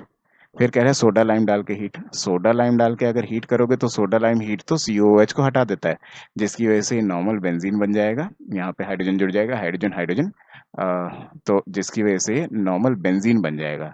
तो अभी भी भाई जो बनवाना चाह रहा था वो तो नहीं बना, 135 ट्राई मिथाइल बेंजीन बनाना चाह रहा था वो तो नहीं बना। तो इससे तो नहीं बना। इससे पहले हम इससे बना चुके हैं, इससे बन चुका है, और इससे भी मेस्टिलीन बन चुका है, ये भी आपका बन चुका है। लास्ट वाले रिएक्शन को देखोगे तो लास्ट वाला रिएक्शन आपको शायद टिपिकली याद होगा आपको। ये है आपका क्या, ये है आपका Clemmensen reduction, zinc amalgam HCl। तो कीटोनी एल्डिहाइड का रिडक्शन करके उसके डबल बॉन्ड O को खत्म करके उसकी जगह पे 2 हाइड्रोजन लगा देते थे। कौन? 2 रिएजेंट होते थे ऐसे। एक तो होता था क्लेमेंशन रिडक्शन जो कि होता था जिंक अमलगम HCl जो आपको दे रखा है। एक और ऐसा ऐसा ही मिलता जुलता और होता था, आपको याद आ रहा हो तो, एक होता था NH2NH2 हाइड्राजीन बेसिक मीडियम में। ये भी यही काम करता था। ये क्या काम करते हैं, ये नॉर्मली इस तरह काम करते हैं कि अगर आपके पास कोई कीटोन है, उसको क्या करेंगे, उसके डबल बॉन्डों को हटा के उसकी जगह HH लगा देंगे। तो यहाँ पे ये जो एल्डिहाइड ग्रुप है, एल्डिहाइड ग्रुप है, एल्डिहाइड ग्रुप है, इसको पूरा रिड्यूस करके इसको CH3 CH3 CH3 बना देगा। तो in short I can directly से कि यहाँ से क्या बनेगा, यहाँ से आपका बन जाएगा बेंजीन, और ये जो आपका C डबल बॉन्ड OH था ये CH3 हो जाएगा सीधा। मैंने आपको बोला कि जो डबल बॉन्ड O है उसको वो हाइड्रोजन हाइड्रोजन कर देगा, जिसकी वजह से CH3 हो जाएगा, ये एक CH3 हो जाएगा, ये CH3 हो जाएगा। तो इससे भी मेसिटिलीन बन गया, मतलब 135 ट्राई मिथाइल बेंजीन इससे ही बन गया। तो इसका मतलब है कि भाई ये भी आपका स्टेटमेंट करेक्ट है। तो इसका मतलब आपके 3 ऑप्शन करेक्ट है, एक गलत है। इसने आपसे करेक्ट ही पूछा है, तो ऑब्वियसली आंसर होना चाहिए A, B and D। Thank you. तो क्या क्या रिएक्शंस इन्वॉल्व हैं, जरा इस रिएक्शन में पहले उनको पकड़ लेते हैं। तो रिएक्शन क्या क्या इन्वॉल्व है, अगर आप देखो तो आपसे कह रहा है अमोनियम सल्फेट आपके पास है। अमोनियम सल्फेट, अमोनियम सल्फेट आपके पास है जो कि रिएक्ट कर रहा है किसके साथ, जो कि रिएक्ट कर रहा है कैल्शियम हाइड्रोक्साइड के साथ। और जब ये रिएक्शन होती है तो ये बनाता क्या है, ये बनाता है आपका, एक तो बना रहा है 2 अमोनिया, और एक बनाएगा आपका gypsum, calcium sulphate dot 2H2O, जिसको हम जिप्सम बोलते हैं। तो एक बना रहा है आपका जिप्सम प्लस 2 अमोनिया। अच्छा जी। अगला दूसरा रिएक्शन क्या बोला गया है, दूसरा रिएक्शन कुछ कोऑर्डिनेशन केमिस्ट्री टाइप क्वेश्चन है, रिएक्शन है sorry. Nickel Cl2 dot 6H2O, ये 6 अमोनिया के साथ रिएक्ट होके ये बना लेगा NiNH3 होल 6Cl2। तो इस रिएक्शन में अगर आप देखो तो इस रिएक्शन में हो क्या रहा है, इस रिएक्शन में कुछ ऐसा सा हो रहा है कि जितने ही वाटर मॉलिक्यूल्स हैं जो कि एज अ लिगेंड काम कर रहे होंगे, इन सबको रिप्लेस कर देगा जाके अमोनिया। तो 6 अमोनिया जो ऐसे करके निकल NiH2O होल 6Cl2 था पहले, उसमें H2O को हटा के निकल बैठ गया। अब इस रिएक्शन में अगर आप देखो तो अब तो बहुत आसान क्वेश्चन है। अब तो सिंपली आपको सिर्फ और सिर्फ स्टोइशियोमेट्री लगानी है। स्टोइशियोमेट्री अगर आप लगाओगे तो देखिए क्या कह रहा है। आपको पता है from the balance chemical equation, इस वक्त बैलेंस केमिकल इक्वेशन आपके पास है। आप कह सकते हो कि इसका 1 मोल इसके 1 मोल के साथ रिएक्ट होके इसके 2 मोल बनाता है, और इसका 1 मोल बनता है। अब जरा मेरे को ध्यान से देखना और मेरे को बताना कि इसका आपको कितने ग्राम्स गिवन है। तो इसका आपको गिवन है कितना, 1584 ग्राम। तो इसका गिवन है आपको पास 1584 ग्राम्स। अब इस गिवन मास को इसके मॉलिक्यूलर मास से जब आप मल्टीप्लाई कर दोगे तो विल गेट कितने moles, this will come out to be 12 mole.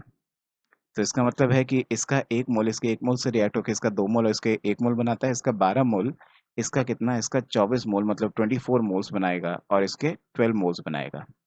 तो यहाँ से मेरे को पता चला इसके और इसके कितने कितने मोल्स बन रहे हैं आफ्टर रिएक्शन। अभी क्या, अभी आपके पास ये है, इसको अगर आप देखो तो इसमें स्टोइशियोमेट्री लगाओ तो नॉर्मल सी बैलेंस केमिकल इक्वेशन से मैं क्या कह सकता हूँ, from the balance chemical equation I can say कि इसका 1 मोल इसके 6 मोल से रिएक्ट होके इसका 1 मोल बनाता है। अभी गिवन सिचुएशन के हिसाब से यहाँ पे क्या होगा देखते हैं। आपके पास यहाँ पे इसका जो मास दे रखा है वो दे रखा है 952 ग्राम्स, और इसको अगर इसके मॉलिक्यूलर मास से डिवाइड कर देता हूँ तो ये कितना आ रहा है, 952 divided by the molecular mass, this will give you इसके 4 मोल। तो इसके आपके पास आ रहे हैं 4 मोल।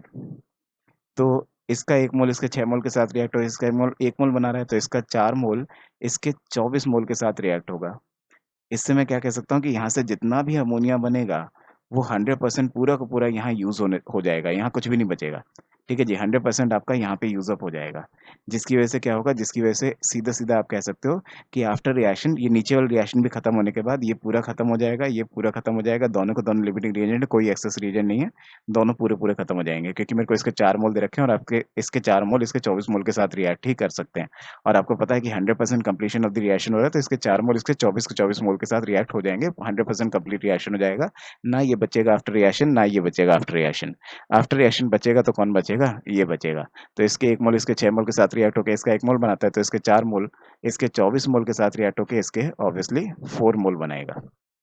अब आगे क्वेश्चन में क्या पूछा है, क्वेश्चन का जो फाइनल इसने क्वेश्चन पूछा है आपसे, वो आपसे पूछ रहा है कंबाइंड वेट बताओ, जो भी प्रोडक्ट आ रहा है आपका, मतलब जिप्सम प्लस निकल कॉम्प्लेक्स जो है, दोनों का कंबाइंड वेट कितना होगा एज अ प्रोडक्ट। तो अगर आप देखो तो ये किसके इक्वल होगा, लास्ट जो आंसर पूछ रहा है, that will be equals to weight of gypsum plus weight of, you can say nickel complex.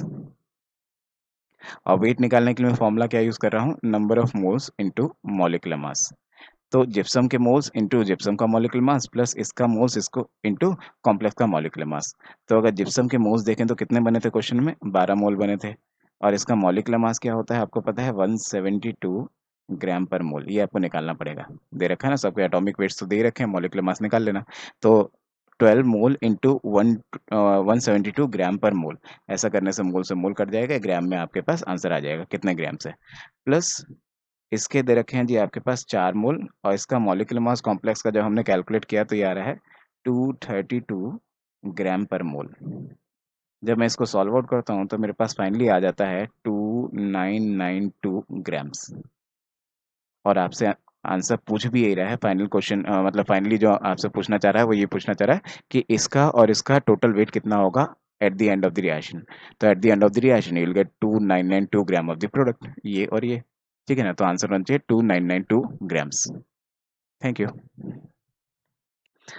इसमें आपसे पूछ रहा है इनमें से कौन कौन से डायमैग्नेटिक स्पीसीज है, कौन कौन से पैरामैग्नेटिक। तो ऑलमोस्ट जितना भी इनऑर्गेनिक पढ़ा है, काफ़ी सारा यहाँ पे यूज़ करवा दिया इसने। देखिए जरा हाइड्रोजन एटम की बात करें तो हाइड्रोजन एटम तो हम सीधा सीधा जानते हैं भाई, इसकी इलेक्ट्रॉन कॉन्फ़िगरेशन होती है 1s1, जिसकी वजह से इसके पास अनपेयर्ड इलेक्ट्रॉन होगा। अगर किसी के पास अनपेयर्ड है, एक भी इलेक्ट्रॉन है, तो वो पैरामैग्नेटिक है, और अगर आपके पास एक भी अनपेयर्ड नहीं है, सारे पेयर्ड इलेक्ट्रॉन है, तो वो डायमैग्नेटिक है। तो हमें ऐसी स्पीसीज ढूंढनी है जहाँ पे सब पेयर्ड इलेक्ट्रॉन दिखें, कोई भी अनपेयर्ड इलेक्ट्रॉन ना हो। तो मैं लिखूँ नो अनपेयर्ड इलेक्ट्रॉन, ऐसा ढूंढना है हमें। तो हाइड्रोजन तो नहीं है जी, हाइड्रोजन तो आपका पैरामैग्नेटिक है, तो हाइड्रोजन के लिए मैं लिख दूं कि ये तो पैरामैग्नेटिक है। ठीक है जी। अगला देखते हैं, अगला NO2। NO2 भी टिपिकल सा हम लोग पढ़ते हैं कि ऑड इलेक्ट्रॉन मॉलिक्यूल है, दुनिया में कुछ ही रेयर ऑड इलेक्ट्रॉन मॉलिक्यूल है, तो उसके पास एक ऐसा करके एक इलेक्ट्रॉन पड़ा हुआ होता है, जिसकी वजह से ये भी पैरामैग्नेटिक हो जाएगा, डायमैग्नेटिक नहीं है। तो this is also paramagnetic. O2 1 minus की अगर आप बात करो सुपर ऑक्साइड की, तो O2 1 माइनस आप मॉलिक्यूलर ऑर्बिटल थ्योरी के हिसाब से इसके electrons 1s, sigma 1s, sigma star 1s, sigma 2s, उनमें जब भर के देखोगे तो आपको दिखेगा इसके पास भी अनपेयर्ड इलेक्ट्रॉन आएगा, ये भी पैरामैग्नेटिक हो जाएगा जी। ठीक है। सिमिलरली S2 की अगर बात करो तो S2 आपका कैसा होगा, S2 आपका पैरामैग्नेटिक होगा, similarly as that of same as O2 in molecular orbital theory. तो जैसे MO2 आप MOT जब आप बनाते हो मॉलिक्यूलर ऑर्बिटल थ्योरी O2 का, तो वहां पे आपको दिखता है कि एक अनपेयर्ड इलेक्ट्रॉन रह जाता है, पैरामैग्नेटिक है। ऐसा ही S2 के अंदर भी दिखेगा और एक अनपेयर्ड इलेक्ट्रॉन दिखेगा। नेक्स्ट है आपका Mn3O4। Mn3O4 एक मिक्स्ड ऑक्साइड है, शायद आपने सुना हो। ये मिक्स्ड ऑक्साइड है, इसके अंदर दो MnO होते हैं। ठीक है जी। और एक आपके पास Mn2 sorry MnO2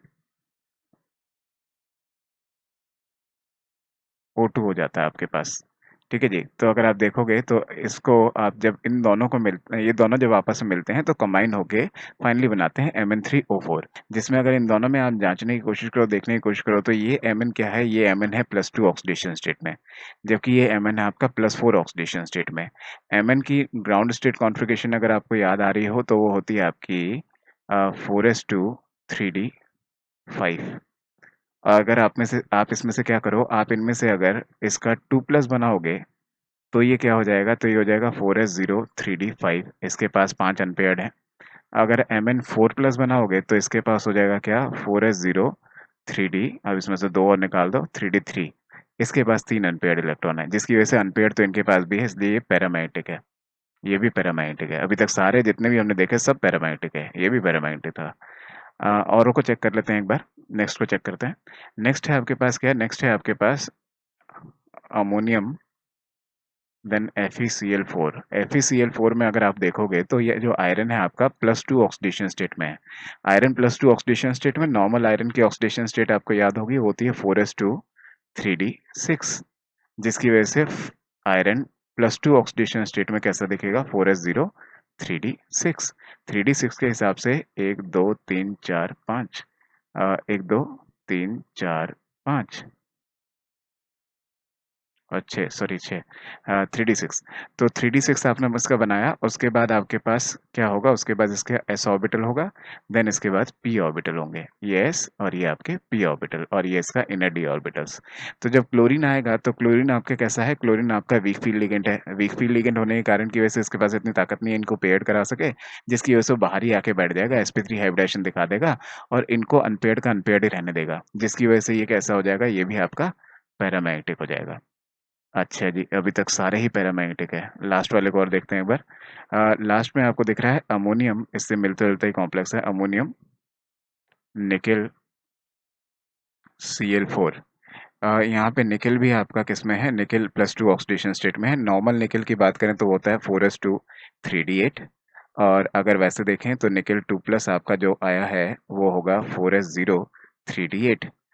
4s0 3d8 मतलब 1 2 3 4 5, और 1 2 3 4 5 6 7 8, ठीक है जी। और ये S हो गया और ये इसके P हो गए, तो ये 3 P हो गए, ये S हो गया और ये इसका D हो गया।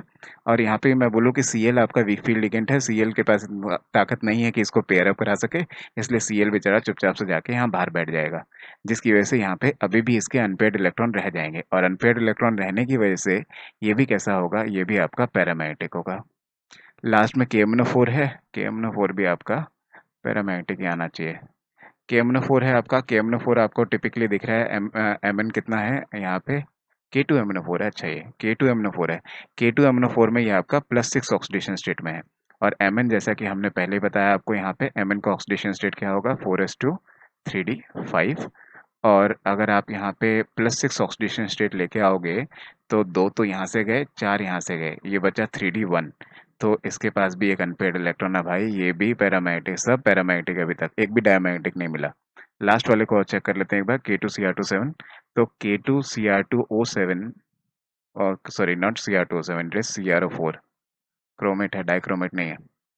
K2CrO4, इसको अगर आपने चेक किया तो यहाँ पे आपकी जो ऑक्सीडेशन स्टेट आएगी, ऑक्सीडेशन स्टेट यहाँ पे भी आपकी क्या आएगी? +6 ऑक्सीडेशन स्टेट। क्रोमियम की अगर आप कॉन्फ़िगरेशन देखें तो वो होता है 4s1 3d5, ठीक है जी, 4s1 3d5, ये कॉन्फ़िगरेशन होती है आपकी क्रोमियम की। अच्छा जी, इसमें आपसे कह रहा है कि +6 ऑक्सीडेशन स्टेट, +6 ऑक्सीडेशन स्टेट होगा तो ये सारे इलेक्ट्रॉन चले जाएंगे। और क्रोमियम में ना तो 4s में कोई इलेक्ट्रॉन बचा, ना 3d में कोई इलेक्ट्रॉन बचा। ओवरऑल जितने भी इलेक्ट्रॉन बचेंगे वो सारे के सारे अंदर जो आर्गन वाली कॉन्फ़िगरेशन होती है वो आपको सिर्फ उतनी नजर आएगी। इसका मतलब क्या है? इसके अंदर सारे के सारे पेयर्ड इलेक्ट्रॉन्स होंगे, कोई भी अनपेयर्ड नहीं है। तो आपके पास सिर्फ और सिर्फ इकलौता एक आया जो आपका फाइनली डायमैग्नेटिक है। तो इसका आंसर क्या होना चाहिए? 1। सिर्फ एक है जो डायमैग्नेटिक है, बाकी सब पैरामैग्नेटिक है। Thank you.